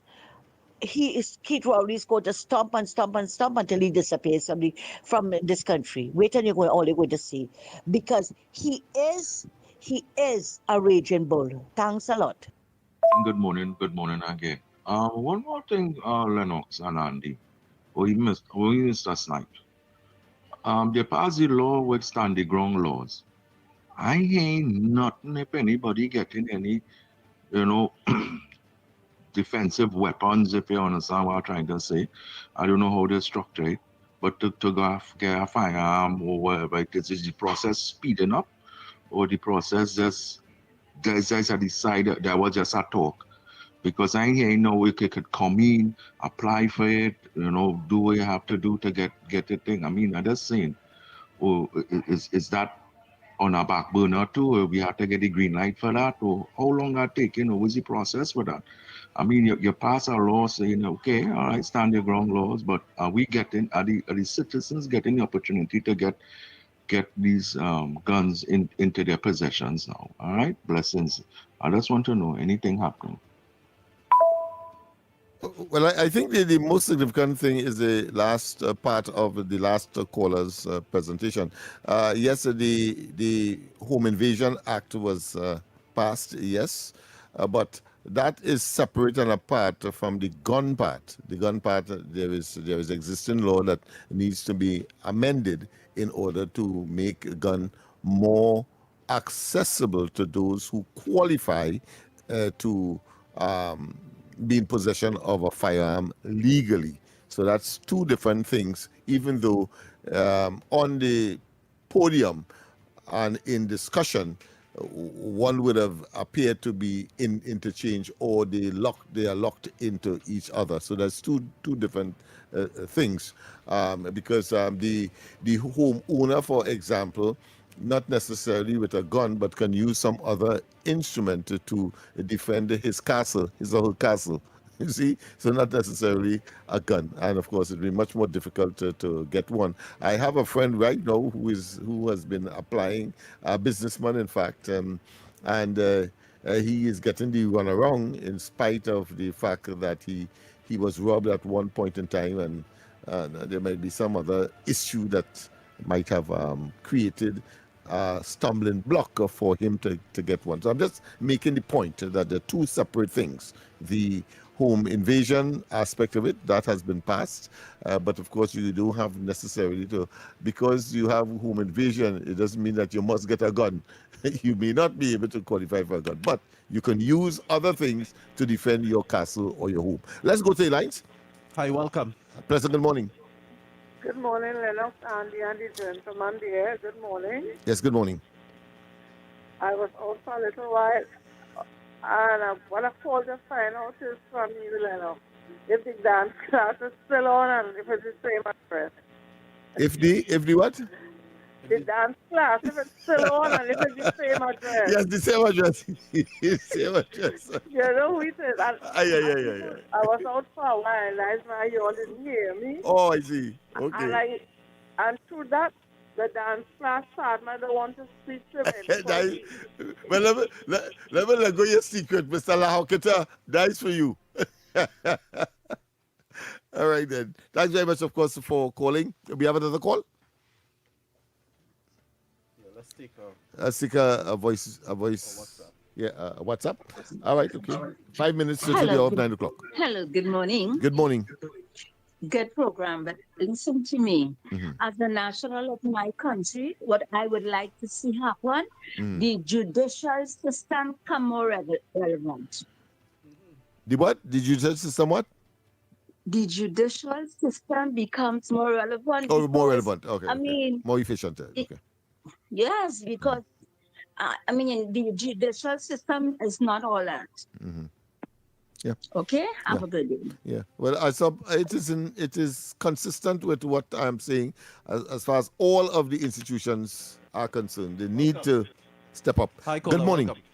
Good morning. Good morning, Lennox. Good morning. And good morning to Andy and the director there. I am looking at what is happening. And the surge in criminal activity, gang warfare and homicide has been a cause of two issues. The collapsing of the drug trade from Venezuela into Trinidad, Colombia, etc., by the Americans bombing up those boats. So that is a vacuum there. The recent Gravel King demise, that is also contributing to it. So a vacuum has been created. Reorganization and succession planning is currently happening. I suspect you're going to see a lot of those homicides happening, because if you watch closely, who are the people being targeted? Are these people that are close to the leaders of those various factions? And you have to remember, since the lieutenant or the Don in Lavantil 10 years ago, whose demise was in Sandy Grande, who was the right hand of Patrick Manning in URP, it's something similar to that is happening. And let me go back to why criminals and children are involved in crime. Because I suspect we haven't addressed it adequately. From my vantage, two things have to happen. Laws have to be preventive, and it has to be corrective. We have an issue, and we could probably implement it, the hangman, which will be corrective action, because I'm seeing in Guyana the prosecution for the terrorists, they want the hangman to be involved in that. In Trinidad, we have corrective action laws, jail them, etc. But we have had two recent preventive actions, and a number of people haven't understood what the PDOR. Those are prevented detention orders to prevent a crime happening. You don't wait until it's happening. And that is a very, very strong area of crime prevention. The other thing that people haven't seen, you see that moratorium for driving offenses, you gain them about 3 weeks to go and get a driver's license, or you gain them 4 or 5 days to fix it before you're prosecuted. That is another preventive action. So I believe the government understands it. You can't turn over 10 years of neglect, because they have led us down the road of Haiti, and they are leading us down the road of Cuba, because Cuba using coal to crank up the vehicles now, just as what Port of Spain South say, use coal, breadfruit and pole pots. I'm going to have a nice morning. I hear you, my friend. All right, so I think we have been able to reach a very long way in an inexhaustive topic, because we have not yet touched the role of another member of the society, the business sector, the corporate citizen. They are members as well, and what role they would have to play. We need to understand, and as well, the financial system, the banks and the credit unions and so on, whether or not they should now be looking at social intervention issues, maybe, for example, just adopting a whole community, for example. Once I'm talking about big business here in general, not the small budding entity, but those who are making substantial profits in the society. All of that are part and parcel of the institutions that needs to be looked at, as we have agreed that there is dysfunctionality with respect to all of those fundamental institutions that are supposed to be institutions of social control. How do you have that individual subscribe to fundamental principles, inculcated and acted out as they move towards being right, proper, decent, law-abiding citizens at the end of the day, not gravitating to a life of crime. So I want to say that I'm very, very, very pleased as to the volume and the variety of different solutions, but focusing on the fact that as human beings we are dealing with in institutions that includes, of course, the laws of the land, that if they are well executed, we will be able to have a better Trinidad and Tobago. We have come to the end of today's program. I want to tell you, of course, we will be back tomorrow, but more importantly, the corridor transformation is on. We have a special arrangement. We have a kids corner at 5:30, and then, of course, at 7:30, I will be on with the adult part of it, so to speak. Joshua, those of you who are would be. We have to go. We have to go. Well, people, of course, We are out of here. be careful. Be careful on the nation's road. We are out of here. Coming up next is who? Snipes. Come quickly. We have to get them a little We are plug. out of here. We out of here. You don't know who coming up. You see that me. Don't blame me. All go ahead. Lennox, we should have been out of here. 5 minutes ago? Oh my goodness. Okay, right. Your news anytime, anywhere. TTT News brings you the facts that matter most, on air and online. More ways to stay informed. TTT News covers the stories that matter. Join us nightly at 7. TTT News, committed, accurate, relevant.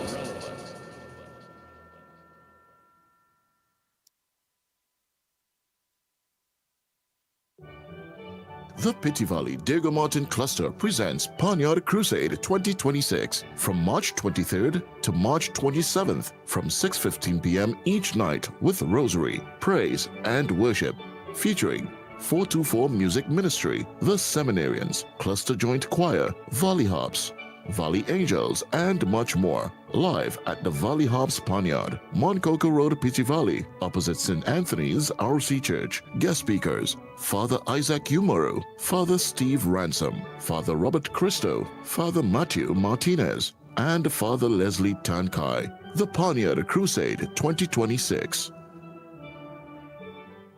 The microphones are down and the boots are laced up. This Good Friday, the top media houses of Trinidad and Tobago are stepping off the air and onto the field. Get ready for the Intermedia Football Cup 2026. Come out and rep your favorite media personalities as they clash for football glory and bragging rights. The best part? It's free. So bring the family, bring your coolers, and don't forget your vibe. Friday, April 3rd, Police Barracks, St. James. It's football, energy, and excitement. Kickoff at 11 a.m. The Intermedia Football Cup 2026, powered by TTT Limited. For more information, love, follow us on social media at TTT Live Online. No glass bottles allowed. Intermedia Football Cup 2026. The TTT Intermedia Football Cup 2026, sponsored by Digicel, Sunshine Snacks, Blue Waters, and Stamina Energy.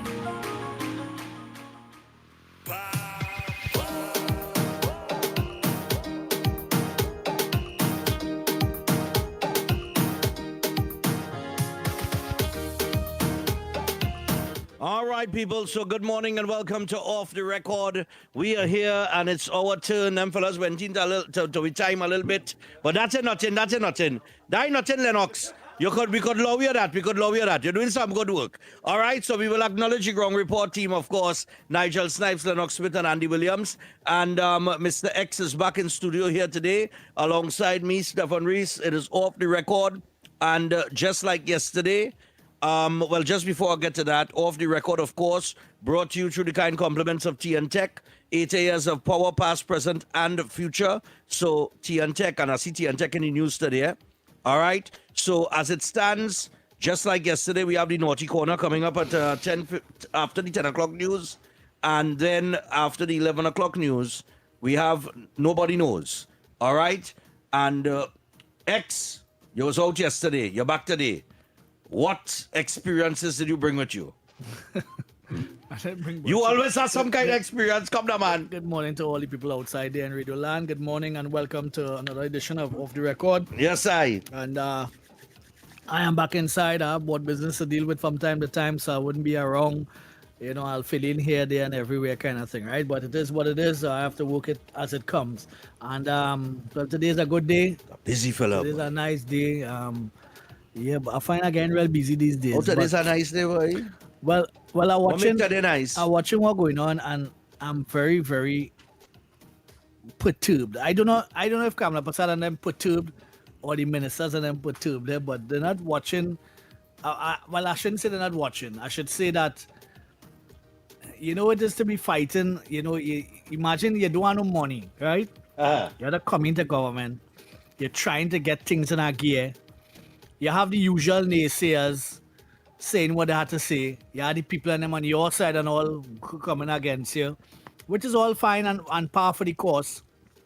But when the media start to fight you, you see, when the media start to fight you, that is when the problem will start. Right? What fight against in the media? It looked yesterday and all you read out thing on the minister. This is not the first minister we call that has had erroneous things published about their ministry or their boards or the nurses? Yes. Yeah. They're going back again this morning and make a comment again. Yeah. No, but he was very clear on it. They had Khadija Amin, we had Philip, we had several different ministers calling here. Yeah. And told us that those stories are not true. Yeah. And you have the media pelting you down with some big stone while you're doing your job. Yeah. That must be a real frustrating exercise. That whole Hilton situation too. They tried to spin it in a way, and then they went and interviewed Rowley and Randall Mitchell and all kind of thing.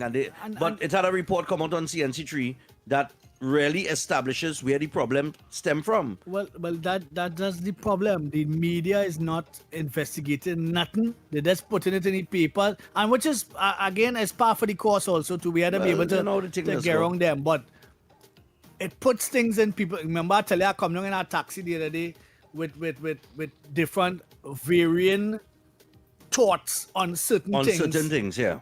Because they've been exposed to one side of the media. Yep. And one side of the coin. A coin has three sides most times. Right? Right. The top, the bottom, and the side. Yes. Right? So we get differing opinions, and nobody's looking to weigh out anything. It's just like a piece of propaganda, you're running with that. Well, and that is a cause for concern, because we can't be running a society like that. But then Trump facing it too, because I know listen to the thing on Strait of Hormuz. Right. And the 30% of oil that passes through Strait of Hormuz that is partially closed.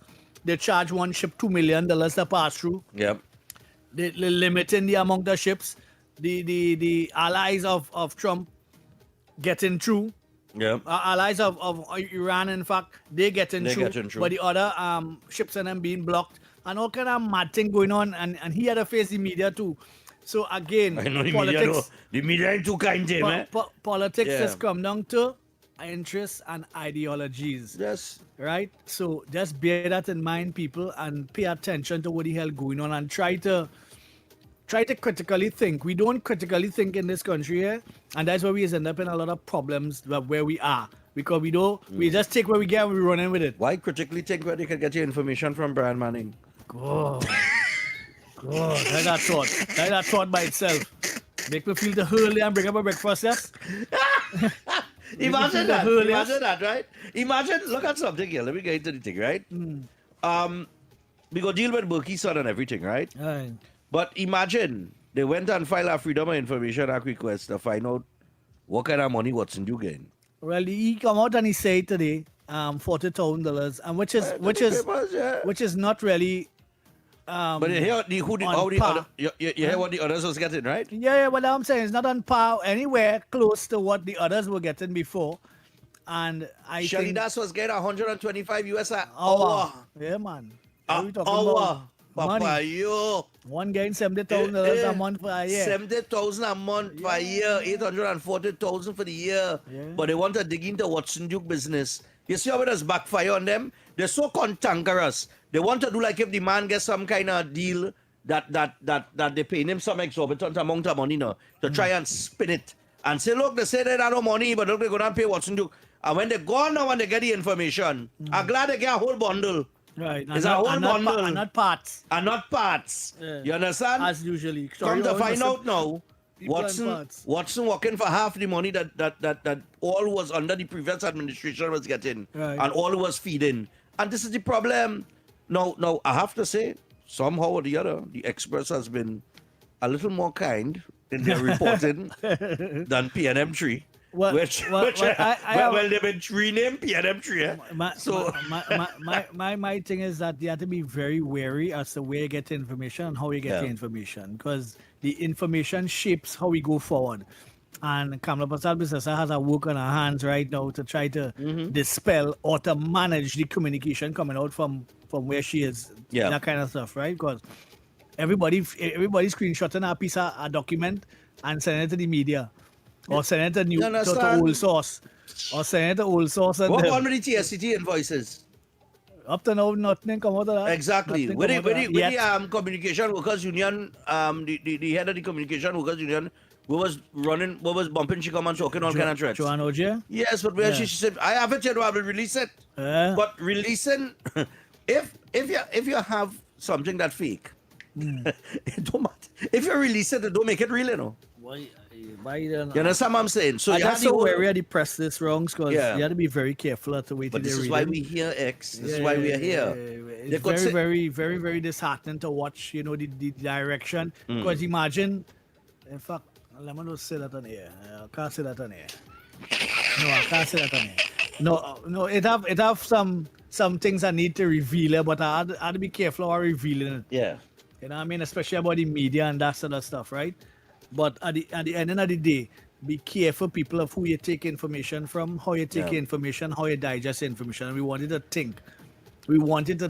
Well, I have because 4 ministers we have called here. 4. And look, Barry had to clarify. Barry and all too, And the nice thing with this show that you must appreciate is we don't plan nothing. We just call them on the spot. That's why when David was here yesterday and we called Tim Gopi Singh, Dr. Tim Gopi Singh. The best gynecologist in the Caribbean. we had to plug the man. The man is really rated as the best in the Caribbean. A nice job, though. That job, well, I don't know, boy. You think that's a nice job, boy? I mean, a gynecologist? I wonder what I'd like, boy. We feel like they're going through their mind when they doing the examination, boy. That's a normal vagina, I guess. I guess it depends on the clients, the quality of clients. I don't know. Well, I guess so. I don't know. You think they study that, boy, or it's just like work? It's just like science. It's just like work. It's just a work. It's a work, right? Them don't study. It's part of the anatomy. Go through their mind and thing, right? No. Doctors don't think so, man. Not Tim, right? Not Tim, Especially Dr. Tim. No, he's one of the best. He's one of the best, if not the best, in the Caribbean. I think he's the best gynecologist in the Caribbean. But when we called him yesterday, the first thing he say, like so many others, oh, they go ambush me like that, boy. And that's how it is. We don't mean to ambush them, but we want you to get a sense of understanding that when we call these people, they could answer on the fly. Right. Because they're not lying. So they ain't rehearsing nothing. It's not rehearsed. No fresh paint. Exactly, on the fly. Barry, I ain't lying. Barry really impressed me. The way Barry rattle off everything from the medium, the small solution, the short-term solution, to the medium-term solution, to the long-term solution, all the problems. And understanding the whole problem and how to fix it. Exactly. And I see he was down on the ground in some community. Yeah, I think he was getting out toys. No, dealing with water problem. He went to meet with the residents to find out. Oh, okay. I see Philip Watts going through Mamaral. Right. Dealing with water problem.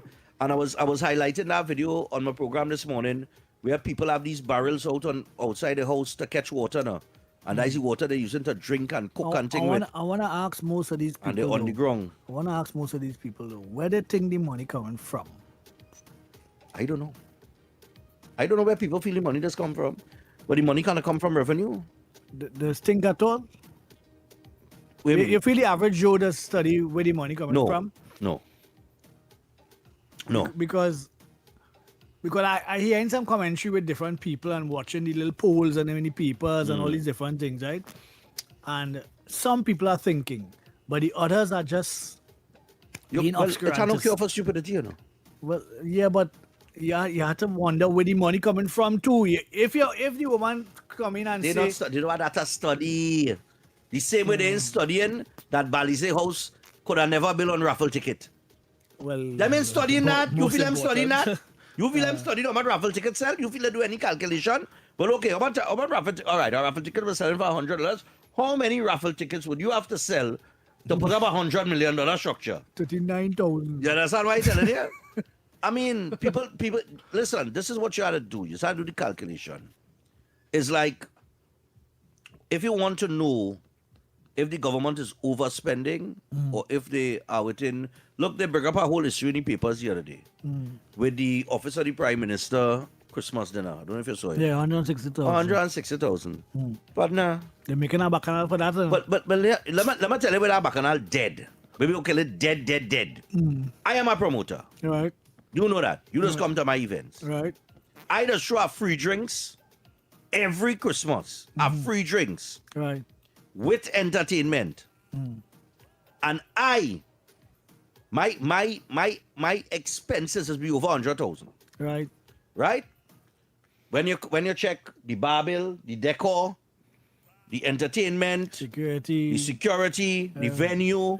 Right. So when you check all these things, I have about a little over 100,000. Right. Good?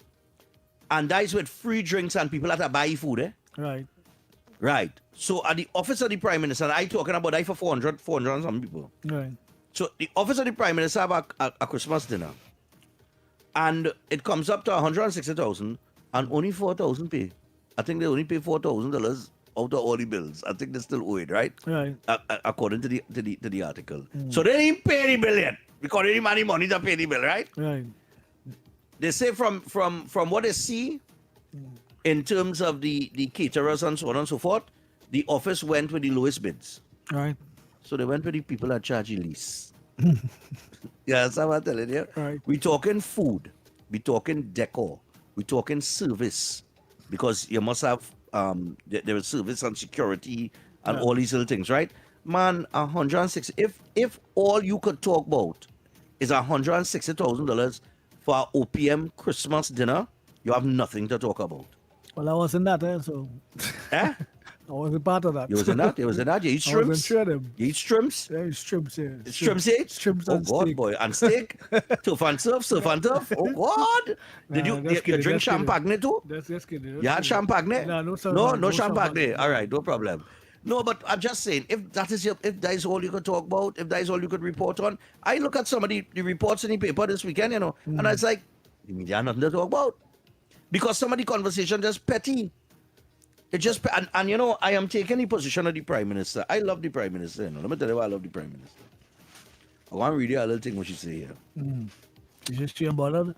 Well, she said it's how she said it, eh? She said she said it may seem on the surface that I am unbothered when Rowley and the PNM trolls say these nasty things about me. But the truth is that deep down inside, I am very, very, very unbothered.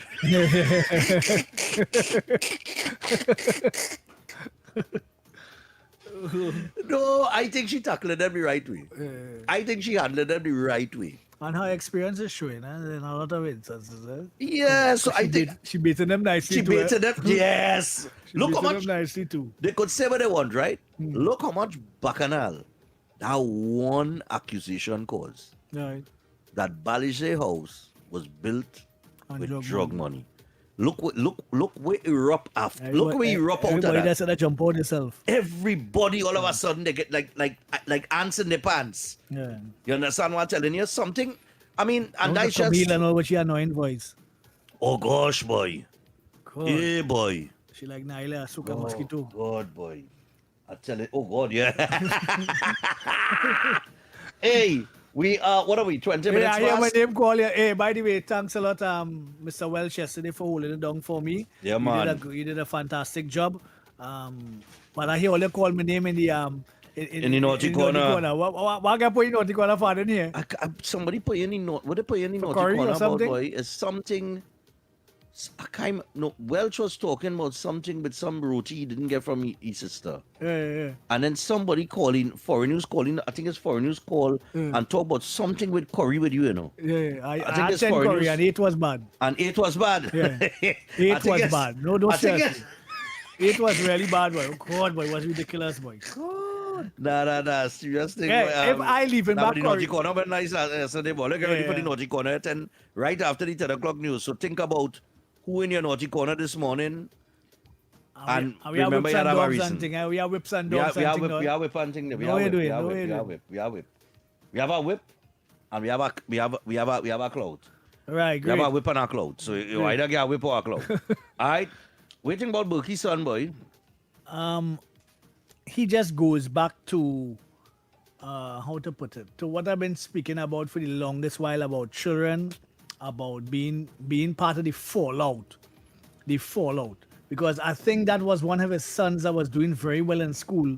From ever since he was small, he was doing very well in school. Right. But he was playing football and thing. Scholarship type qualifications from that youth man. Thing, And it's just guilt by association, or you know how that would go, right?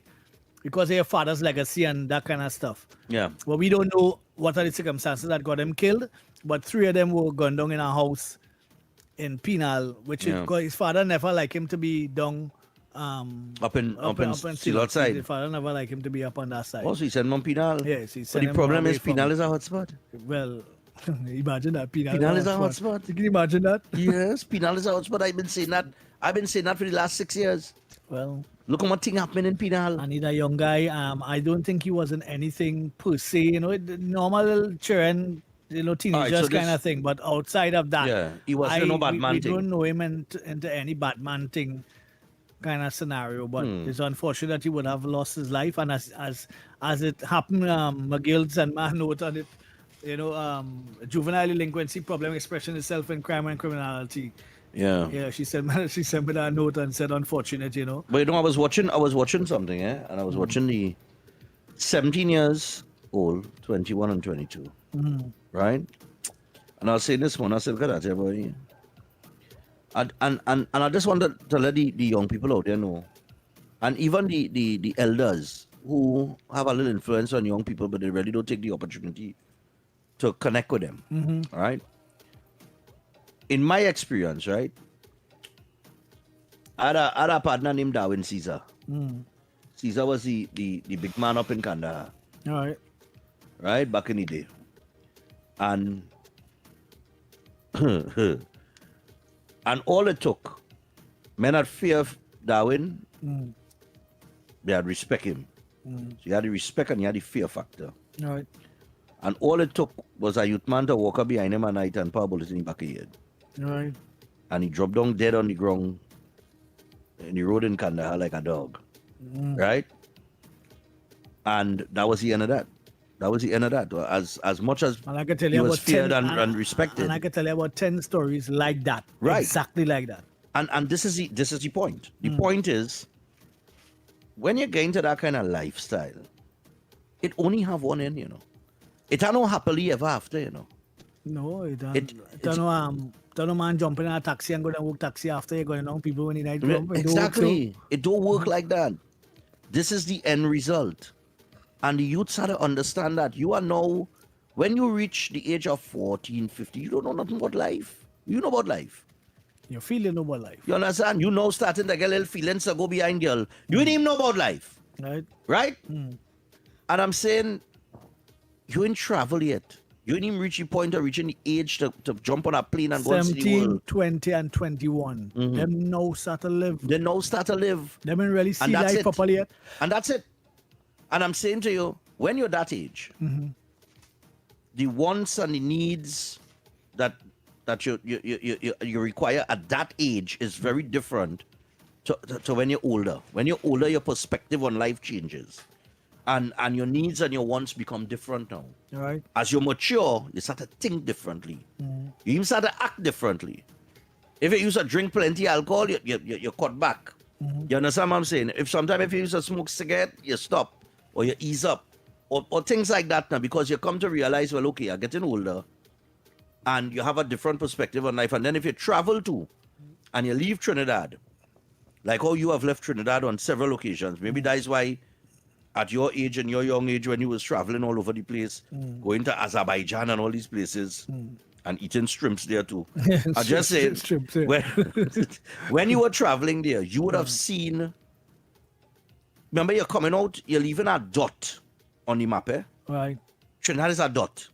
And you're leaving that dot to go to places that are way bigger, larger population size, everything just bigger. Right. And then you see things. And your ideas start to, if you're a thinker, your mind start to goes crazy now because you're studying weight now. We do have this so back home and I could do this and I could invest in that and this could be, and I could make money off of this and I could make money off of that. Right. And you start to get little ideas and concepts that you could apply in your life when you go back home and make a dollar and you know create business and earnings and that kind of thing, right? So when you're in that lifestyle from a very young age and you get a criminal record and you can't travel and that kind of thing because you have a criminal record, you miss out on so many experiences in life. And when you see a 17 or 21 and a 22, like X now said, them fellas now start to live. They don't even know what life is. And the life get cut short. That's right, because the choices that they may have made, but or association that they may have had. And you don't get to leave a legacy also. And that's the next thing too. But if you have no children, you left no legacy when you disappear so early in life. You know, so that's another problem too. That next in terms problem, of the yeah. population expanding itself and bringing forward a seed that you know that is a good citizen and whatever. Because I know for a fact that Bucky didn't used to let him come in tongue and associate in that kind of environment in tongue. Right. You know, so he was always on his books and he always make sure that his son, that one son, had it going on, you know, at that one time. But let me ask you something. Fellas in the community, right? When you're growing up in a community and all right, let me say you're growing up in a community with a man like Burkey at the helm and Dole. Remember Dole get licked up too. Yeah. Right?